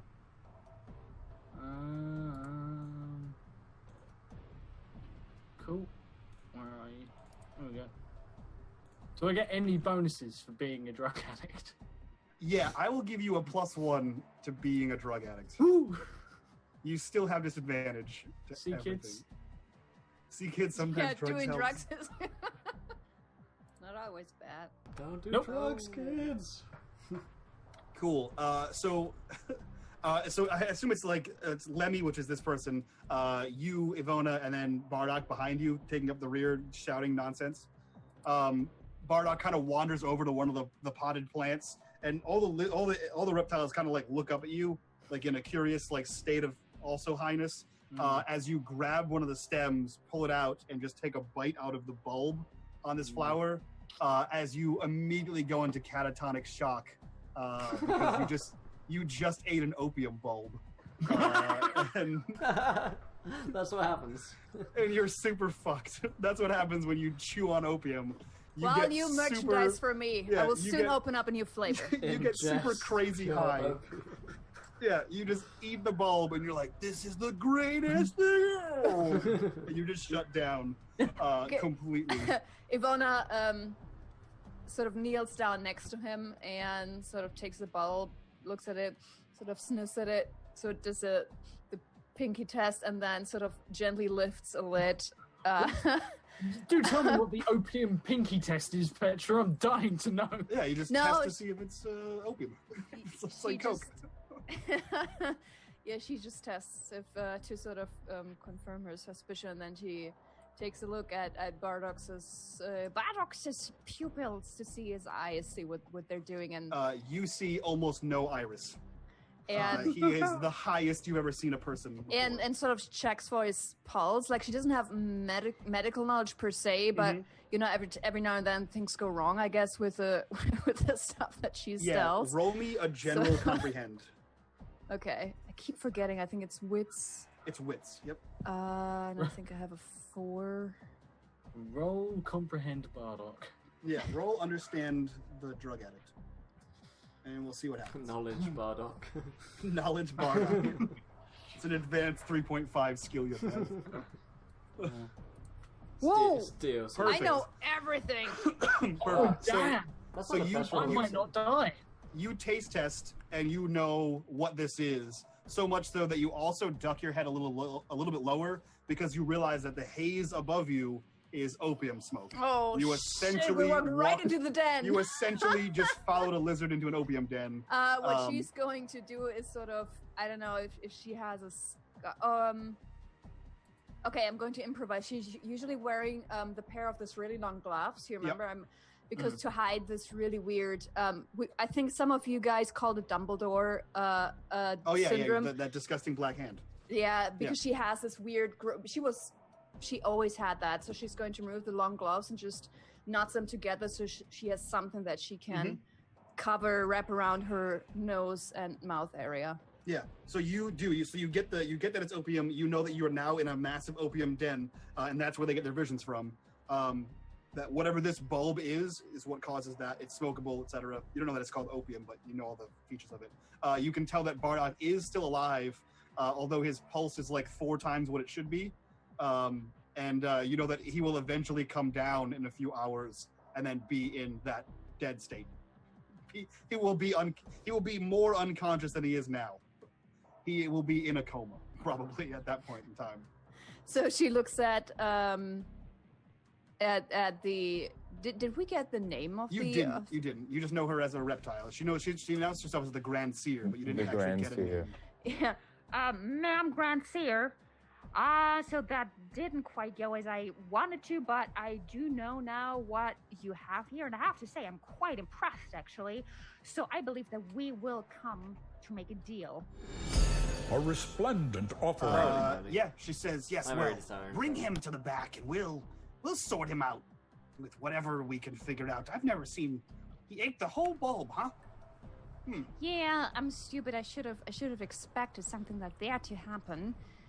And so she then tries her best. I don't know if that's going to work. To drag him? Yeah, sort of wrap her arms sort of around, so reach around his arms or underneath his arms and sort of... He doesn't weigh much, to be honest. Because he's emaciated and hungry all the time? He's a drug addict? Yeah, but Ivona is also pretty petite. Yeah. She's little. Also, I want to thank Many Sided Dice, sponsor for the week, donate £30. Let's hope our intrepid mutant wretches find some artifacts of the old world or some awesome gear. So that's like a gear item for all of us, Mike. Thank you, dude. Sweet. Thank you. Is that for all 4 of you? Yeah, that's for the group. Okay, cool. Man, now I gotta go through more lists. You guys suck.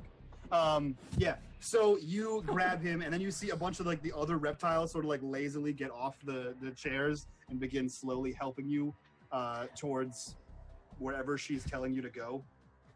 And you guys eventually lead her to a back room, and there are like several beds.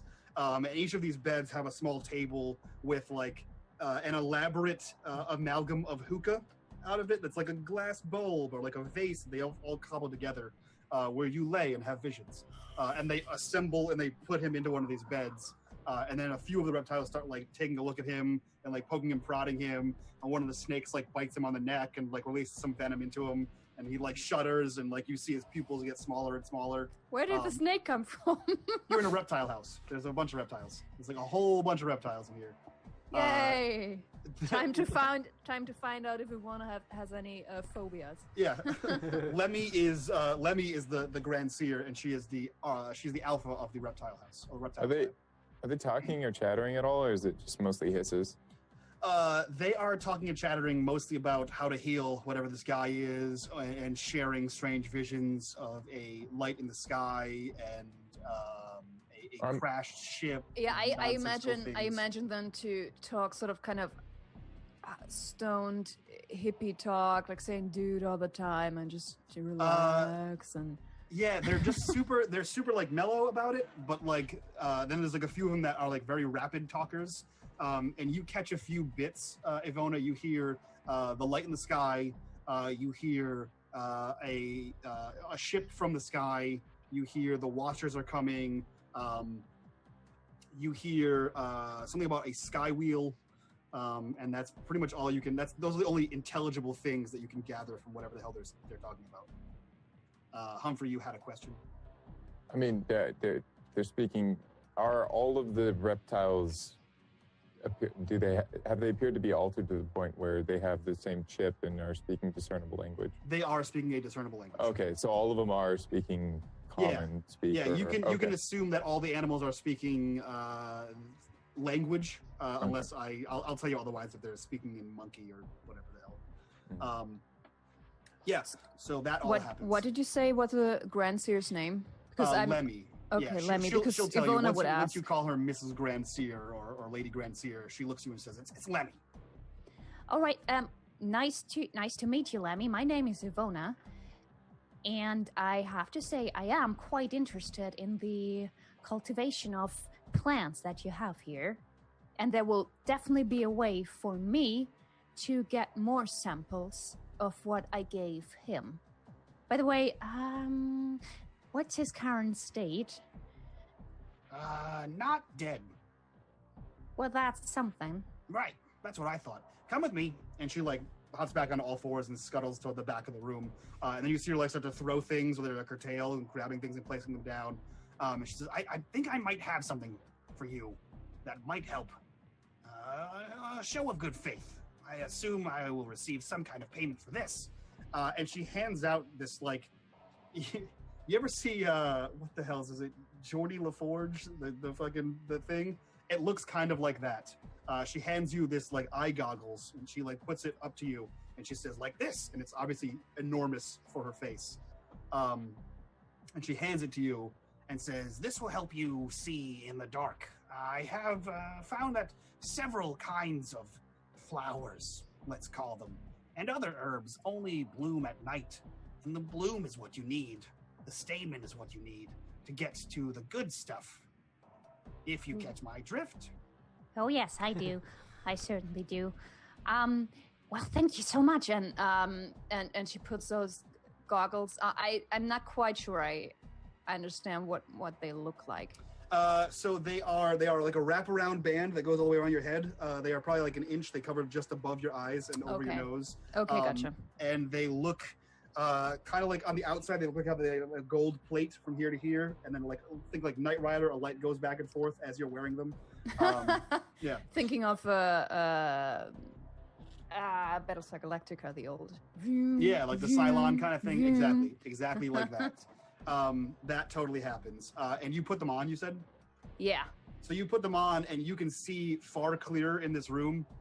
They are not night vision goggles. They're like this weird infrared kind of goggle. And as soon as you put them on, I need you to roll something. I need you to roll... God damn it, I always lose my place in this goddamn book. I need you to roll Endure. That's the word. Oh, no. Indoors. Endure. Roll indoors. Okay, God, this is probably the worst. Sorry, endure. Endure. This is the worst roll you could have asked me for. 5 fails. Because it requires strength.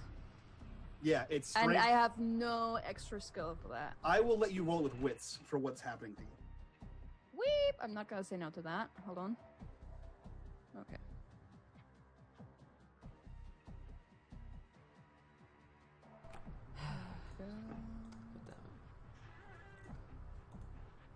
This hat is really hot, by the way. I was just going to let you leave it on the entire time because I haven't given you a hat. And I wanted to see how long you'd wear it until I gave you an actual hat. Maybe I'll take it off when I get it. When you get the actual hat, you can take it off. Yeah. So you put this on, you like strap it in, and you can see clear in this room, and you can see like different like heat signatures and refracted light.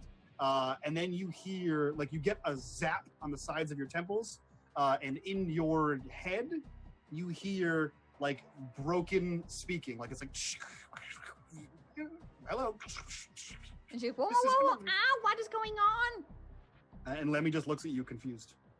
And every time you wear that, something transmits into your brain, but you're not sure what it is for now. Awesome. Yeah. But I don't take damage or anything? You don't take any damage. Okay. So touchpad, that was part of your donation. I had to figure out how to work that into this system. So it's slightly different than what you asked for, but I think it does what you want to do. Am I able to take them off? You can.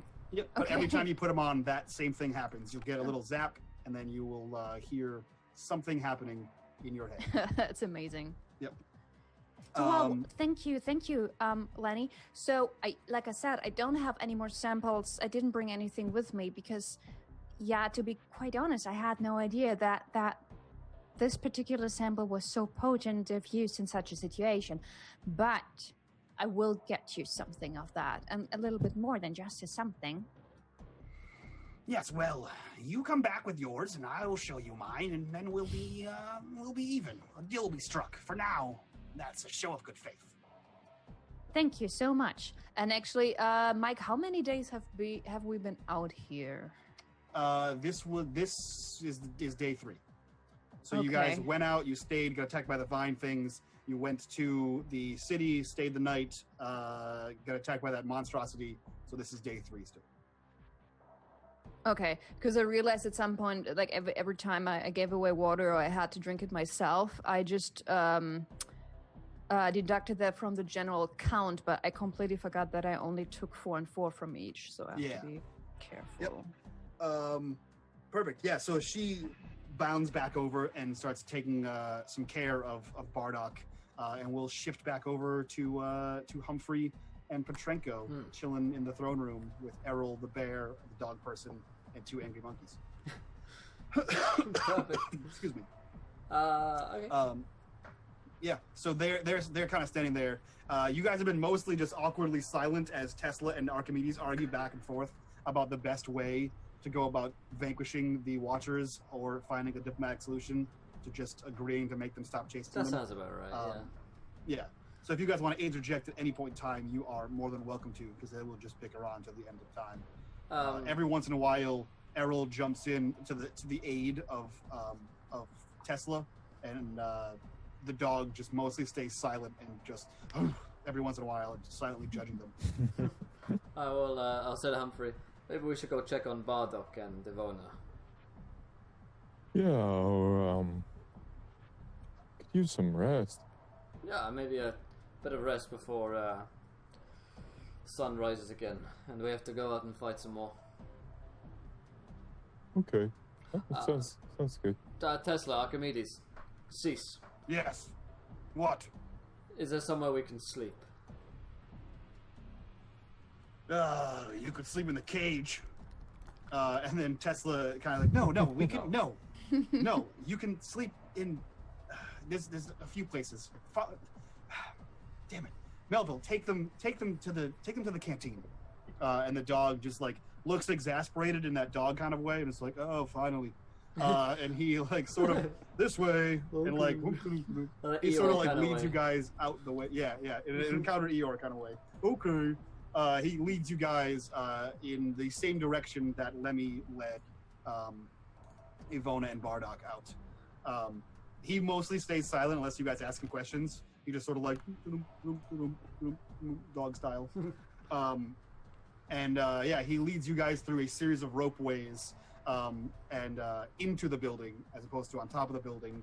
And you see an area that is a massive red tent that is just like really grimy and like slobbery in parts, but it is he like opens the door and you see this is where all of the rest of the dogs and wolves are, and it smells like wet dog all the time here, and you see like there's like a little bar, and there's like one of the dogs is like polishing a glass. There's like wolves doing things in the back corner. There's like a little fighting ring set up. Explain to me, Mike, how does a dog polish the glass? You know, with his one paw inside, and he just like, you press the thing against it and you rub it like this, and you rotate and then you rub it again. You know, like a dog, obviously. They're big glasses. They're really big. Yeah. It's fun to do. I mean, the same way a dog holds a baseball bat. Let's be serious. All right. Obviously. God. How silly of me to ask. Yeah, exactly. Rookie. The same way a skinny hippo holds a gun. I mean, come on now. These are all basic things, guys. This is normal everyday stuff. So that absolutely happens. Okay. You guys are in this big red tent, and it's a canteen. It's basically like a little bar where the dog tribe lives. Okay. Walk up to the bar. Like, could I buy a water? The dog just sort of like, no, something. We don't have any water. Something stronger. I've got like a little. Reaches down and pulls out a bottle. And Yeah, tink, I've puts got the like bottle on the glass. I'm gonna get out a pair of little shot glasses. Set one down by me, set one down by Humphrey, and another guy hit me. And he just, in his canine teeth, and just bloop, bloop, bloop, bloop, bloop, bloop, bloop, bloop, bloop, and pours you two full shot glasses full of whatever this wretched smelling thing is. I'll drink it. I've had worse. At least it's not got rot in it, right? So. Right, as far as you can tell. Sure. It's normal booze, you guys. Well, at least you, Petrenko, shoot it back, and it tastes rancid, but you know that taste, the burning in the back of your throat taste. It's not great going down. It's not smooth at all. It's pretty aggressive, and the taste lingers for longer than you want. Yeah, it sticks. Okay. Mm-hmm. It's because we stay in power. Yeah. Okay, I will. I'll say to Humphrey. You seem very keen to fight, Humphrey. Very, very keen indeed.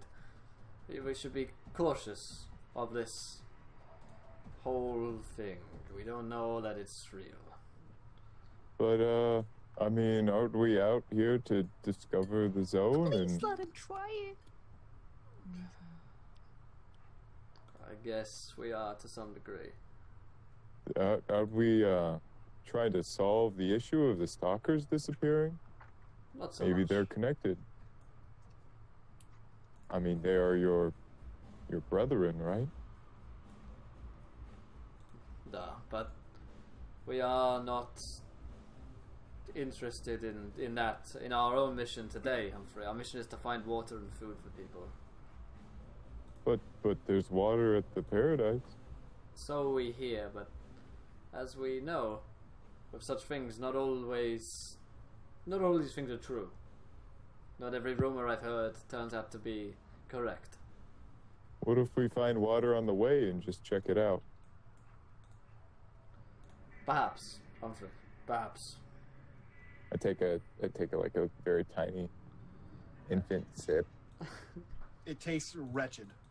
Has Humphrey ever had alcohol before, or is this the first time? I think it's the first time, and he just starts. Come on. Yeah, it is terrible. It burns your mouth. It stings your tongue. I say. I look over him. I say, in Stalker society, we have saying, spillage is leakage. But I love the idea, like, Humphrey's just looking at Petrenko like, I trusted you, and you told me to drink this.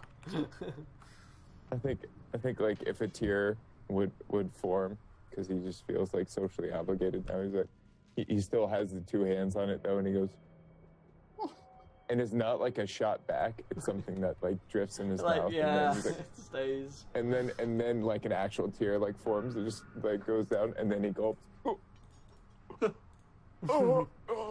Goes down. I once like a cactus. I genuinely once saw someone drink like a hefty measure of absinthe, and we were like, neck it in one, and he went to chuck it back, and half it literally splashed into his face, went up his nose and into his eyes, and that was it. He went home, like that was his party, and we were like, oh, okay, yeah. I'm not drinking that shit. That's what I'm imagining. No, thank you. Yeah. Okay. Yeah, I'll drink and relax with Humphrey for a bit. Probably check in on Bardock and Ivona to make sure they're alive and well, and then yeah. Okay. Melville, the dog that brought you over here, he sort of goes around and talks to a few people, then comes back and sits down, and he says, well, it appears as though you are going to fight the Watchers. Is this what I've gleaned from our conversation earlier? That is correct. I will not be goaded as easily as Archimedes, but I will advise you to be careful, to take heed. Tesla is a good Grand Alpha, but Archimedes is bent on war. And that wretch Lemmy, I believe she just wants to see everything burn. And Errol, the bear, he is loyal to a fault, so that will be his downfall. But, none of them will be taken as fools, so I would watch your friend, the one who talks too much. He seems to be making all the deals, but I don't think he's of the right mind to do so. He has a way about him. There's more to him than first meets the eyes. The Watchers talked about that before, more than meets the eye. He says, I might have something for you. What was it? What was your name? I don't think My name I is was given that. Petrenko. Petrenko, my name is Melville. The thing on your arm that's strapped there, do you know how to use it? Yes, but not fully. I'm figuring it out as I go. Okay, well here, there's something else for you to figure out. And he like leans over the bar, and you can hear him like rummaging through things, and then he grabs something, and he grabs this rectangular object that's probably like a little bit smaller than like your closed fist, and it has like brass connectors on the top, like brass lines on the top of it, or copper lines on the top of it, and like two prongs, and he hands it to you, and he says, this goes inside that. It refills it's like bullets, but for that. When you run out, it is finite. Like a battery? No. It's called an e-pack. Okay. Well, That's what we call it, at least. You have my thanks. Yes, I wouldn't be good to see you firing that off all over the place and have it run out, and then you be out of bullets, and then the Watchers kill you, and then come and kill me. So yes, death is to be avoided. Right. Tell me, of course. This paradise. Paradise Valley. You believe it to be real? You know it to be real? I don't have to believe it. I was there. I escaped from Paradise Valley. Thank you. Yes, I'm surrounded by idiots. Sounds pretty real to me. And I'm sipping at the bottom of my glass. trying to fit in. There's tears rolling down his face into the glass. And then he's just drinking the tears, He's crying into it. They dilute the alcohol. He looks to you, Petrenko. He says, "I can understand why someone in your position would want to go there. What your ship, your pack. You must only know where you live now. Is that correct?" Yes, and everything around here is awful. And Paradise Valley sounds great. But I assure you that it was not. We were segregated. We were not allowed to congregate. We were snatched up in the dead of night away from our families. Some of us never came back. And we have no idea how many Watchers remain there. And the automaton, the one that climbed in the center of the tower, it exploded. If you thought that one was large, that is one of the medium-size Watchers. This is the way of the wasteland. There are much wasteland. larger ones. I do not wish to go there, but if my duty takes me there, then I will go. Humphrey, I think you've had quite enough. And I give him a clap on the shoulder off the bed for you.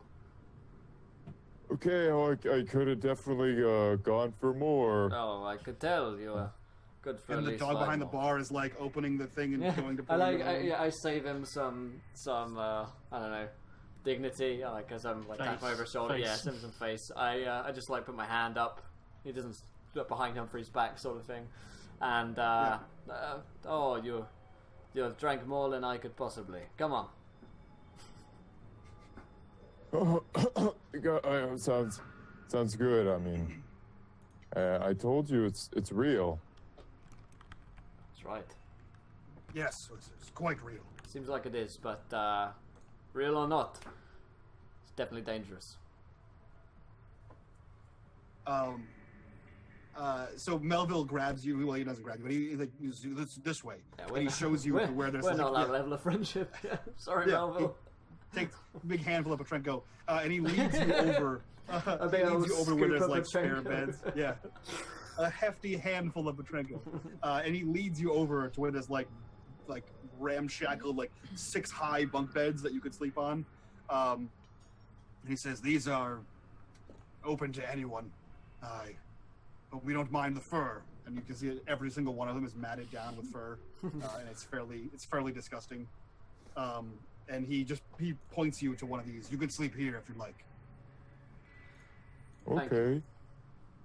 And your friends, they're on top. I assume that Lemmy took them to the sage quarters. Okay. We should go find them real quick before we go to bed. That's fine. Would you like an escort or make your own way? Don't worry about it, Melville. I like exploring. Good. Well, I advise you to stay away from the bears. They don't take to explorers very well. Just stay on the path. Up the rope to the top. You can't miss the building. Don't worry, I'm alright at finding the path. To make your rolls find the path. Fucking goddamn it. That pun hurt. That pun hurt me. Yeah, I have cool. Great. Thanks for that. Yeah, so you can easily find your way back out of the canteen to the ropeway that you guys were on. And if you choose to, you just go straight up the top. If you want to go elsewhere, feel free, Will, because I know do whatever you want to do. I'll go That's the name of the campaign. I'll go find Ivona and Bardock. Is Humphrey coming with me? Yeah. Okay. Is he stumbling and swaying from the alcohol? Oh yeah, he's From the turned. single shot. He's turned. He's turned. He's He has like no fat density because he's so like skinny. And that was like his first shot ever, and he's also exceptionally dehydrated, so he's like, oh. Yeah, we're always like super dehydrated, I guess. Yeah. Yep, Okay. That's true. You guys are super emaciated all the time. So you make it all the way back up to the top of the raceway, and you see you're on the roof now. It's probably like late afternoon at this point, and you see a long rectangular building. It's the largest building on top of there, and you can assume that that's the building he was talking about. It has the glass dome on top of it with like different color lights on there, and you see that the door is still kind of ajar and like smoke is billowing out of it. Okay. Give it a knock. Ivona. She doesn't hear anything because she's too far back, but you hear like noises and scrapes, and then you see like something slither up to the door and like open it, and you see another lizard kind of the same size as Lemmy, and he just looks at you and he says, "Yeah." Looking for Ivona and Bardock. Are you the less grand seer? Yeah. Okay. Over here. And he just like slowly like turns and like and falls and like just like casually walks. Its tail just kind of like drags behind it, too lazy to move. He says, "Over here, this way. I think your friends are right down here." Would I be able to see and or hear them at this point? If Petrenko and Humphrey are loud inside, yes, but probably not this lizard person that's following them or leading them rather. But this room is short. It leads to the back, where there's a bunch of these beds. You guys immediately notice that there is a big, pluming cloud of smoke about 3 feet off the ground, right about chest high level for you guys as you walk through and fight to see through it to follow the trail of this lizard here. Humphrey, you don't feel that bad about that shot anymore. You're feeling pretty okay as you walk through this cloud of smoke. Feeling pretty okay with life. You can kind of understand why Bardock is the way he is. You're like, no, he's not such a bad guy. He's a pretty normal guy. I can see like I just really likes his car. It's cool. The desire to hunt down these robots is lessened in you as well, Petrenko. You just, oh yeah, no, we can go back. As you make it to the back of the room, the fog sort of like thins out as there's no smoke happening in here. And you see several reptiles just sort of crawling and swarming all over Bardock, who looks basically like Josh does right this second. And Ivona is just sort of there watching over him. With a makeshift bandage around her and this, over with her this mouth weird thing over her No, over she her took eyes, it off. too. She Okay, took it. right. Yeah, but she's covered her nose and mouth area. And as soon as she sees you, she said, she will say, "Don't breathe in too deeply, guys. This is a lizard-struck den. Sorry, the vision den." Yes. So is Bardock conscious? Because I missed that. You know what? Roll me something. Roll me a d6. Is everyone okay? Oh, I'm feeling great. Humphrey, what is Petrenko? What is wrong with Humphrey? Why is he swaying like that? He had at least 10 shots. A 10. 1 and a 0. And it's true. He had 1 and then 0. Definitely had 1 and 0. He's feeling fine. You are awake. Bardock, you are back to conscious. You are still like covered in lizards, and like everything about you feels like it weighs twice as much as it does, and like you're slow to move. Plus you have a couple pounds of lizard on you. But you are awake. Bardock's just staring at the ceiling, seeing something. When Ivona sees that his eyes are open, she would lean over and sort of do the, see if his eyes follow her finger. Bardock. He licks your finger. I guess he's sort of back to normal now, guys. Good. We're just checking in that everyone's okay before we go to bed. Yeah, Lemmy's like on his chest and looks up and says, "Yeah, I only need to rest." Yeah, we should lie down. But not here, guys. You We really have a shouldn't room. stay too long. Downstairs. Come on. Yeah. Okay. Bardock's legs just start moving, but he's already lying down, so he starts the walking animation. Yep. I sort of nod over to Petranko to sort of get some help, and then Yeah, Humphrey. I'll If Humphrey, Yeah, no, I could do this. And I shoulder into the ground next to him, and then oh, it's No, not him. Humphrey, you must get up. Come, please get up. Don't breathe in the smoke. You already had alcohol, and just get up. I just slowly rub Humphrey's face. Oh. That was the single greatest reaction I've ever seen Tracy have. Oh. It's okay now, everyone. Time for bed. Get some sleep. You'll feel better. I'll whisper to Ivona. Everyone's gone mad but us. sorry, can you repeat that? I didn't quite catch up. Everyone's gone mad but us. Thank you, Blake. Well, like I said, don't breathe in the smoke that's on the ground because. And I point over at gas the mask. flowers. Oh yeah, true. That's true. He has that. That is where they get their visions from. So let's just get the guys out of here. Okay. I would like to point out that it hasn't become relevant yet because you haven't needed an actual gas mask, but you have a gas mask that absolutely has everything but the gas canister. So it looks like a completely functional gas mask, except the canister is completely unscrewed. There just isn't one on there. That is unfortunately an artifact level. That's an artifact level thing, and so you have everything but that one piece.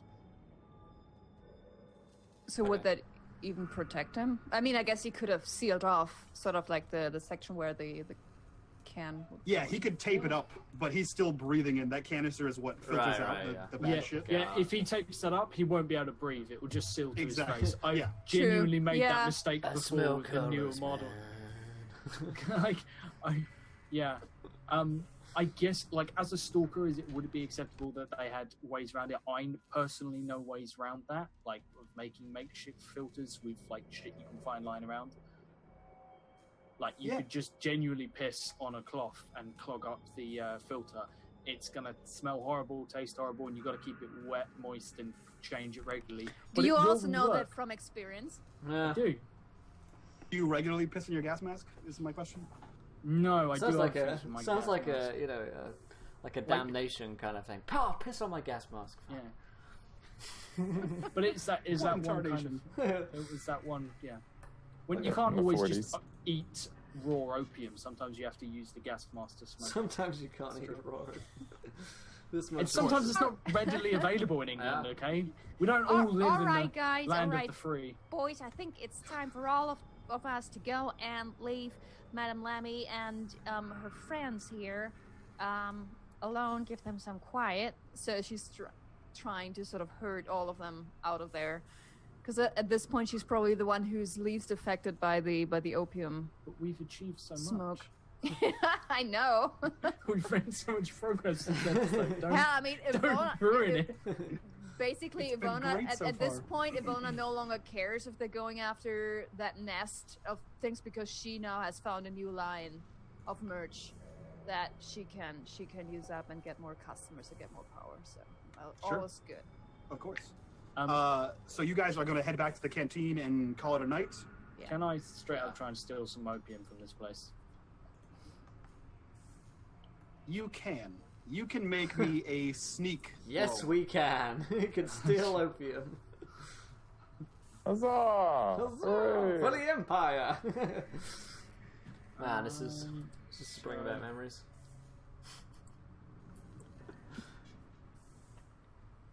One. So does he have to roll again? Yep. You do have to roll again. True. Hell, I don't want him to ruin my deal. Nope. Oh, no. Like, I just don't even, like, I've got my own tail in my hand, and I'm like, I got it. And then rush from the room dramatically. It's an exciting event. You walk over there, you grab something, and you're like, guys! And then you're just holding it And I as you just go. bite into it, like, bite through my own tail, and just like, it's really good, and run out of the room. And a piece falls off, and you regrow slowly. A little nub starts to regrow out of it. So you don't manage to steal anything, but it appears that everyone is too high in that room to notice you trying to steal it, which is beneficial for you because the guards here don't take well to stealing. So you guys are headed back to the canteen. Is that what I'm understanding? Yeah. Okay. Is there any stops you're making on the way, or are you just headed straight back there and calling it a night? Yes. I think just get back. We've done so much. So many things could go wrong if we stop with these things. That's true. So you have been the things. most diplomatic you've been the entire session.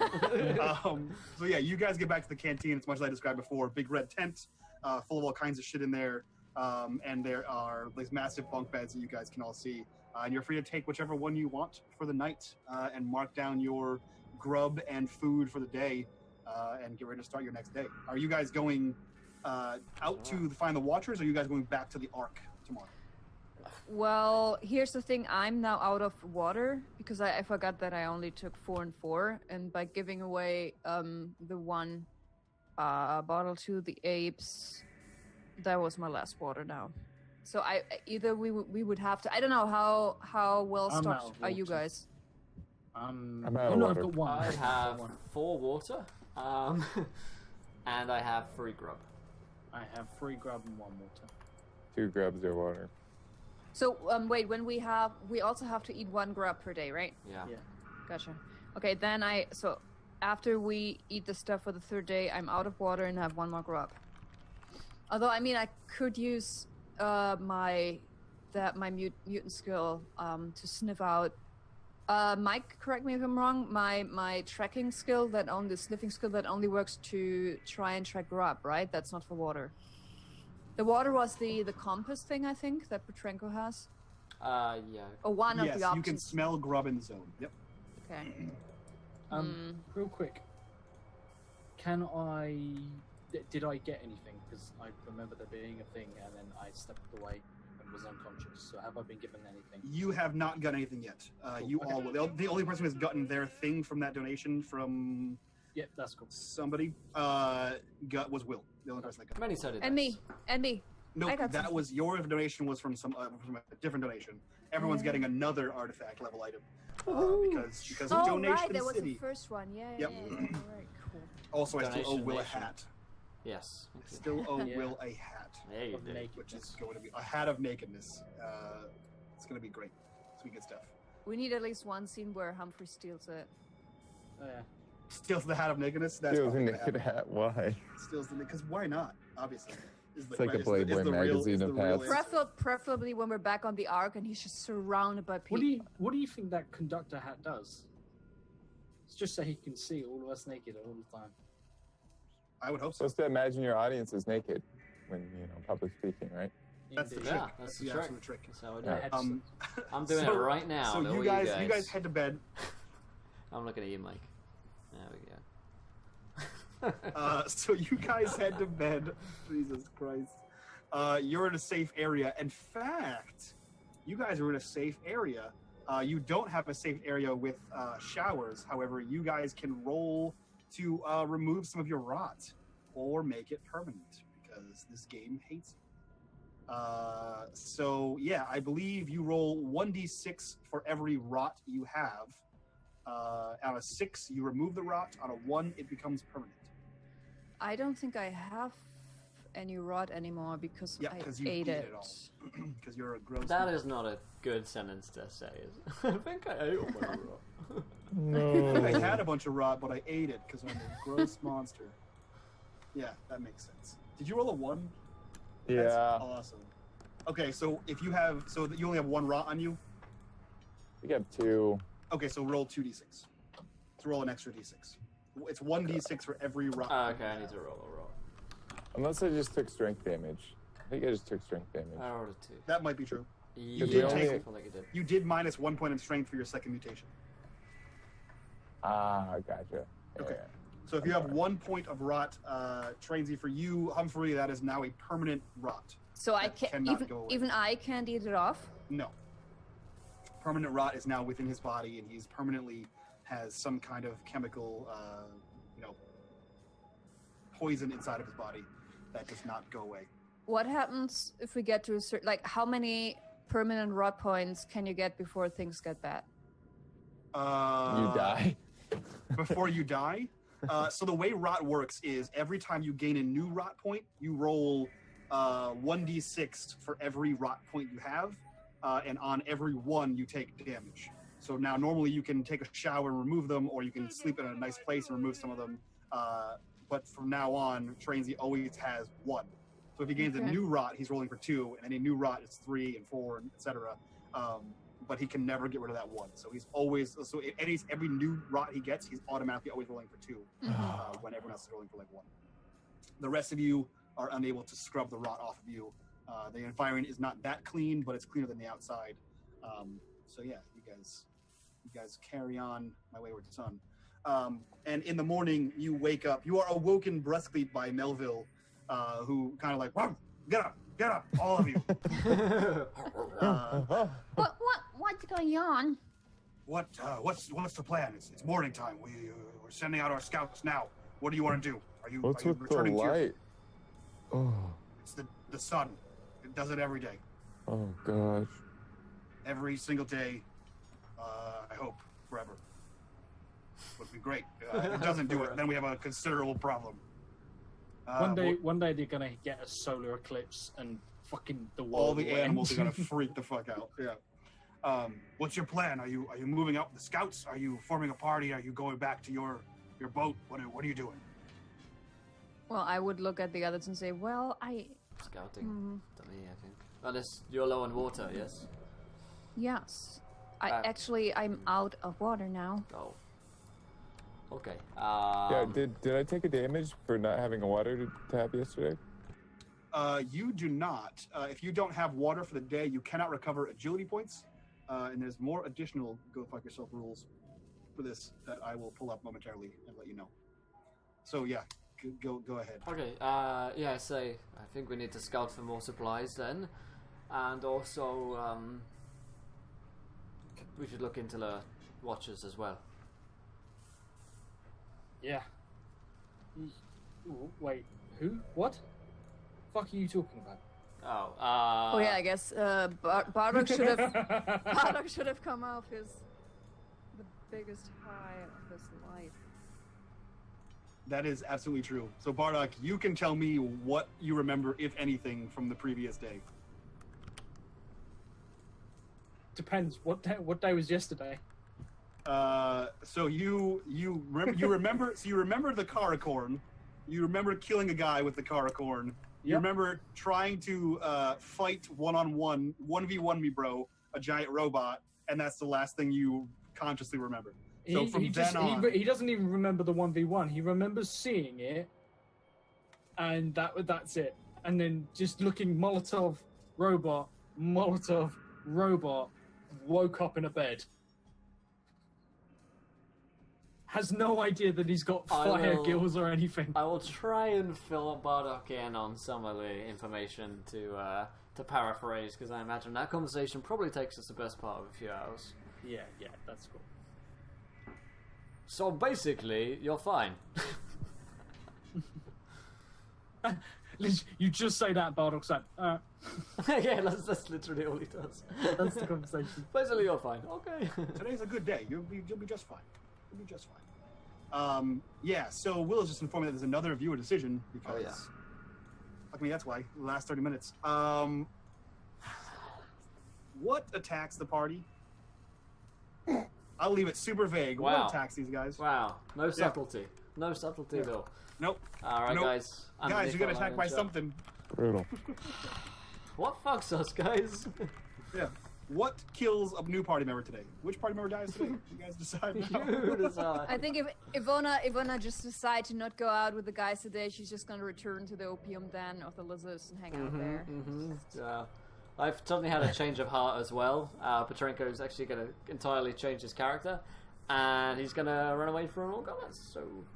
I think Humphrey's really hungover, so he's just gonna lay there, in bed, just taking a nap. That's pretty much the state of the game, Will, is that it's like Cthulhu, where it just makes you want to not play anymore. Which I think is a great role-playing game. That's a great way to have a role-playing game. Play until it hurts, and then stop playing. I agree. It runs under the same fundamental idea, whereas D&D is your character gets better, and these games your character gets worse. So. Yeah, it just gets exponentially worse. Like, it just gets bad and more bad. Yeah, cool. So the question still stands: are you guys returning to the Ark, or are you going to find the Watchers? I say. Okay. This is. I mean, I think, yeah. I would make it depend on whether or not we find at least a little bit more water. I still have one more food for this day. Yeah. Okay. I will say. Tell you what. If we can find some food and rations today, and some water, most importantly, then we stay here. I mean, the trek back. I mean, Bardoc's feeling better. We're here. It'll take us a day to get back, and then never want to get back again. It risks even more danger to Juliet and the rest of us, which is Petrenko's way of getting Bardock on side. And I say it's probably safer for now to stay here. But if we can't find anything, then head on the trail. And well, I know there were some stashes of water the first time we came, so there might be some more on the way back. That sounds good to me. Now, to answer Tracy's question, so for every 1 point of thing you want to recover, so like for every strength point you want to recover, you need to eat an additional grub on top of the normal one per day. And if you are unable to drink, you are dehydrated. Every day you must drink at least one ration of water on top of what is needed. So you need to drink 2 water to recover your dehydration. After 1 day with no water, you are dehydrated. You cannot recover any type of trauma at all. You suffer 1 point of damage and 1 point of fatigue per day without water. So you, at the end of today, you'll take 1 strength damage. Damage on top of? Yeah, so you'll take 1 strength damage and 1 agility damage at the end of today if you don't get water in your body. And as soon as you do drink 1 ration of water, you'll be back more or less to normal. You'll be able to recover normally. Do I need to take the damage now at all, or that's no? We'll do it. We'll do it at the end of the day. You go a full day without drinking water, and then because you drank 1 yesterday. Yeah. So at the end of today, if you don't drink 1, you'll be screwed all over. Okay. Yeah. I won't kill you 20 minutes left in the session. That's just rude. I like to kill you at the beginning of sessions. Wait, Josh? what attacks the party? Yeah, what attacks the party, guys? And Will, if you would like to explore the zone around the animal towers to find food, grub, water, anything else, etc., you can absolutely do so. By doing normal stalker things. It just takes you about 4, since you're on foot, it takes you about 4 hours per sector you want to explore. Okay, let's do some exploring. So, up. So before you leave, Archimedes sort of like brusquely grabs you guys, just this way, come to me. Tess was looking for you. He uses Brussels. Yeah, he sprouts towards you. Bristly towards you. But this way. Tesla wants to speak. But we did Brexit. You can't control me anymore, Brussels. Real quick, guys, don't forget to we get more mutation points. So That's Bardock true. and everyone who has multiple mutation points. no, wait, gains, Bardock now also gains 2, and Humphrey also gains. is Petrenko the only one who has I think one? I have 1. Yep. Yeah. Yep. Let me check. Oh my god, I have so many mutation points. Yeah, same here. Oh no, I have 3 mutation points down on my character sheet, so I must have gotten some. Right. somewhere. So every day you gain 1. Every day you gain 1 mutation point per mutation you have. Okay. Roger that. Yeah, at the risk of getting fucked up even more, Ivona is going to try and sniff out some grub. Sure. You do at the cost of 1 mutation point, and roll me 1d6 and then another d6. The first one being for your mutation. For the rule, we've decided to just continue to fuck up, and the second one for how much grub you find assisting. Okay. Petrenko. So the first I roll is for just to see how bad the consequences are. Yep. A 3. A 3, I don't think is bad at all. I've never had that before. Your mutation consumes twice the amount of MP, so it costs you 2 MP instead of 1. Gotcha. Okay, that's fine. Then another D6. 5. There you go. You at some point in the zone, you're going to find 5. So write that down that you find 5. Cool. And we'll go from there. But as I said, Archimedes sort of comes to you guys in the Brussels sprouts you and says, "This way, Kessel's looking for you. She has gifts apparently, as if you're deserving." All right. And he begins Isn't to he lead charming? Yeah. He's a lovable little scamp. He begins to lead you guys towards the throne room there. Do you guys just follow him? Yeah, I guess. Pretty much. Perfect. Bardock's just like, who the fuck is this guy? Is that a talking monkey? What the fuck? That's awesome.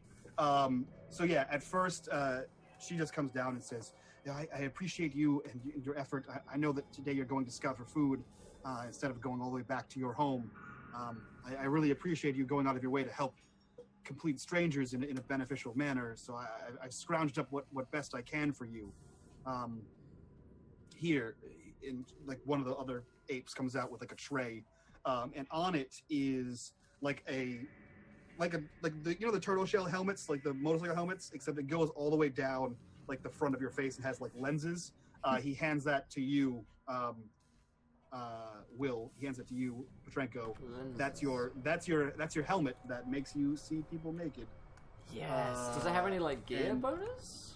It does. I'm actually going to push you a I can help now. notification. Hey.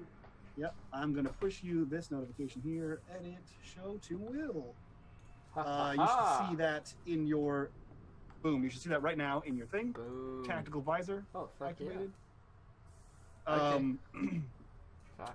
There is a strange orange plastic rod on the table. Like it's like probably like, I don't know, 2-inch diameter. The monkey lifts it up and hands it to you, Ivona. Sorry, what was that? Sorry, it is a orange plastic rod, and he hands it to you and says, "If you depress this, something shoots out, and you can stab one of your friends, and it will make them feel better." Oh, Hey. and she takes it, and I'm still trying to understand what it is. Is it like an EpiPen? It's like an EpiPen. Okay. I pushed an item to you. I pushed an item over to you. Yeah. There is what is clearly a wrench on the thing. Just looking at it, and he just looks at it, gives it, and like he goes to pick it up, and is slowly presenting it towards Bardock. Bardock, you see a wrench, and you can just assume that it's for you. React accordingly in any Bardock manner. Bardock looks at the wrench, looks at him, sort of takes the wrench, gives it a few good swings to see what the weight's like on it, and is like, thanks, I guess. Josh, you now have an item in your sheet as well. And the most lucrative of all of these things, you see a small ape come out from like on the side of the throne area. There's no more items on this table that is being handed to you. A monkey like puts it down and starts to walk away as if Humphrey's not getting anything. A small ape walks out and is holding what looks to be a smaller version of Errol the bear, just in tiny pocket form, and walks over to you. Mister? Hi. Thank you for being so helpful to the animals. And she hands you a teddy bear. Thank you. I just like hug it with one arm and like pat her on the head. Oh, this means a lot. Humphrey, you now have an item that lets you not have to have human interaction to regain empathy points. That's amazing. You can just spend time with the bear and regain empathy points. Aww. Because you love animals so much. There you go, buddy. It's adorable. And there's an item pushed to you as well. Oh God, why does chat hate you guys? That's a good viewer decision. Cool. So you guys have your gear. Tesla says, I very much appreciate you guys. I know that you're going to find food and grub for the journey. I wish I could offer you more, but we barely have enough to sustain ourselves. I think I have enough to give our scouts a day's worth. but good luck out there. Thank you. And we'll switch back over to the zone map real quick. You're too kind, everyone. You guys are where this green thing is. You guys are where the green Juliet is. So where do you guys want to explore for your food and drink? So actually, I'll ask Ivona, since you sniffed out food, you get to choose the direction where you guys are going. Let's go one up, or maybe diagonally up. So, like up to the right. So you guys came from sort this of way. 2 o'clock. You guys came from that way. Oh, never mind. Yeah. Then, so we didn't come through the. Basically, this whole area here you didn't explore, and all of the area south of you guys didn't explore. Let's go one to the left. One to the left. One hop this time. So, actually, I'm sorry. You guys were here. I lied. I forgot to update this map before. So you guys are right here. So you want to go one left? Perfect. That's a good spot, also. So go ahead and make me a find the path, Mr. Encounter Will. All right, then I will finding the path, and this is a wit space task, yeah. I believe it's agility. Oh, in that case, I'm better than I thought. 5, 2... Yeah, find the path. Find the path is your jam. I got 1, and I rolled 7 You do dice. get 1. 9 dice, in fact. Yep, you did get 1, which means you successfully find the path. So actually, go ahead and... oh wait, you get more than that, I believe. Oh, you did. You already added your extra bonuses in. Yeah, okay. he's just shit. You just are terrible at everything. Cool. So yeah, you successfully find the path. You follow your nose, Petra being your nose, and you get to an area that is very similar to the towers, but larger buildings. They're long buildings, not quite as high, and you can see that each one is like compartmentalized. These are, and as you're going through these buildings, you can see that like this looks like the homes you live in, like the dens you guys have in the Ark. This is like you find like what remains of a bed. There seems to be like kitchen supplies here. You guys actually, yeah. So you guys find this residential block of apartments basically. Petra, you are sniffing through, or sorry, Ivona, you are sniffing through the area, and you find your 5 grub. You find canned something. You don't know what it is. At this point, that's essentially what grub is. At this point in time, it's whatever's in cans that has like you open it up and it's just like black grossness, but it's edible and you eat it and it gives you nutrients. Unless you guys have like a mushroom farm or something like that. So the majority of grub you have is just canned grossness. Think like Snowpiercer with those bars, those disgusting bars, but in can. Yum, in can yum, form. Bad spam. So you find 5 of those, enough to keep you going for a little bit longer, but you don't find any water unless, of course, Petrenko wants to push his roll. That's no. I mean, you have no 1s yet. Is that good? Yeah, that is true. You have no 1s yet. You would be rolling 8 new dice. Didn't he have like the option to choose no, between? you do have 1. I have a 1. One. Yeah, don't so do you would be rolling 1, 2, 3, 5, 7. You'd be rolling 7 dice. It just seems like every time this happens, it's pain. But wasn't it like with this compass that he could choose between? I guess exploring, the compass finding is a gear bonus water. that gives him +2 to finding the path. That's pretty much all it does. On his find the path, he can find the path with 1, and then any additional success, any additional 6, he can do things like find grub, find bullets, find other things. He unfortunately only got 1 success, unless he pushes his roll. Or you guys could explore for another 4 hours in another sector. That's up to you. We need water that badly, right? I need water. Yeah. You're at dehydrated and everyone else is already out. So remind me... I'm thirsty. I don't think I'll make it. Remind me of the consequences of my impending actions. Of pushing the roll? Yeah. So you have 1/1 currently. You will automatically take 1 agility damage, so you'll take 1 point in fatigue. And for every additional 1 you roll, you'll take another point of damage and fatigue. But you also gain that many mutation points. real quick, if we're with him, because I presume we are exploring together, can I also try and... Unfortunately, only the stalker has the ability to find the path.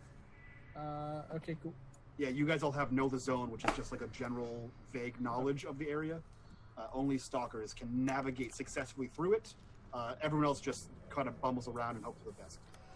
Okay. So yeah, if you roll additional 6s, you get additional successes. If you roll additional 1s, you get punished. Okay, so I'll reroll. So it'd be 7 dice. It'd be 3, 2, 2. Okay, no whammies. So 3 base, 2 skill, 2 gear. I got a 6 and I got a 1. Okay, so you take 2 fatigue, so 2 points of agility damage, and you gain a second 6. So with your second 6, do you want to find food, water, bullets? Yeah, I'll some bullets. Yeah, water, please. Okay, roll me a d6. Okay. Actually, I think it's more than that. Hold on a second. I want to say you get more than just 1. An anonymous person on Twitter will tell us later if we get it wrong. I know, right? I'll be able to guess next episode. So find d6 of grub contaminated by whatever, d6 of rot-free water. Yeah, so 1d6 of rot-free water. 1d6. Okay, let's do it. Oh! So you find one. You find Can one I push? So what this puts us at is, you know that there is water around you, but it is contaminated water. You can drink rot water, but every one helping of rot water you drink is an automatic 1 rot point. Okay. So I think between the 4 of you, you now have 1 good bottle of water. No, Okay. I have a bottle of water. You have 1 left? No, I've got 4. I've got 4 waters, so I can ration some of mine out to people, but... Yeah, I mean, so Petra is out, Trainsy is out, and will take damage if he doesn't get water today. Okay, then I'll hand it to Humphrey if he's gonna start dying on us. Yeah, he is going to. I say, the rest of this water here is contaminated. We can't use it unless it gets really grim. And I hand a good bottle of water to Humphrey. Drink this, friend. Oh, really? Yeah, Go of ahead, course. Humphrey. It will make you feel better. This is the best day of my life. As he clutches the bear and drinks the water from the person that called him friend. And as you gulp down this glorious rot-free water, you hear, "Oi, what, you taking a piss?" And as you turn around, there is a person with a tail that looks oddly like Bardock. And then you hear, "Hey, what are you doing over there, man?" And then someone that comes over and looks just like Humphrey appears in the back. And from around the corner, you hear, "What are you two boys doing?" And that's where we'll end the session. As you guys are face to face with counterparts of yourself in this residential building. God. So we will damn it, start chat. episode 5 with that viewer decision. How did I know? Why? How many times have we fought clones in the past? No idea. So many times. You can thank chat for every single one of them. Damn it. Yeah. Oh, Like I have to keep inventing clones every time. Oh dear. I have to find a new, unique way to invent clones. Yeah, So yeah. it's fun. Touchpad, chat. Touchpad. Oh man, we have been touchpadded today. Well, thank you guys so much for today's game. If you guys enjoyed it, please do let us know in the chat. We'd love to hear from you guys.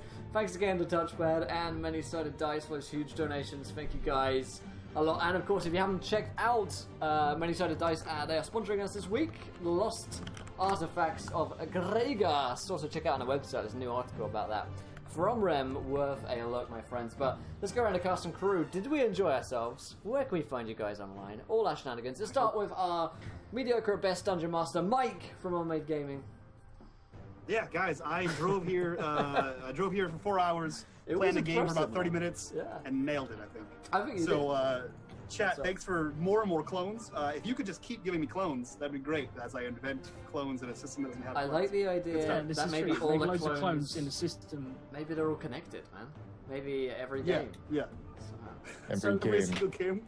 It's just other iterations of previous characters. That is totally coming like back. the shitty Doctor Who tie-in from all previous series, where it's like, but They've did all you been see this clones. thing? Clone Wars. They're all Cybermen. Who knew? Oh my god! That's exactly what it is. Yeah. So I'm really glad to see this game is as lethal as I hoped it was going to be, and as much nonsense as possible, especially with Bardock being high all the time. Yeah. Which was pretty funny to watch happen. It was impressive. Yeah. So, you guys can find me on the internet. It's Unmade Gaming, or if you're Trainsy, Unmade Game. Twitter, Facebook, Instagram, MySpace, Twitch, I guess. Bebo. Yeah. Yeah. Bebo, yeah. All those things. Venmo, that's a thing, I think. Sure. Live Jasmine. Fantastic. Yep. Josh. Yeah, it's interesting playing someone who is high all the time. It was... I don't know, just I'll eat that thing. It's opium. Fuck. I fucked it, boys. No, it was good. It's been a lot of fun. I feel like we achieved a lot that episode. We did. Exactly. Nope.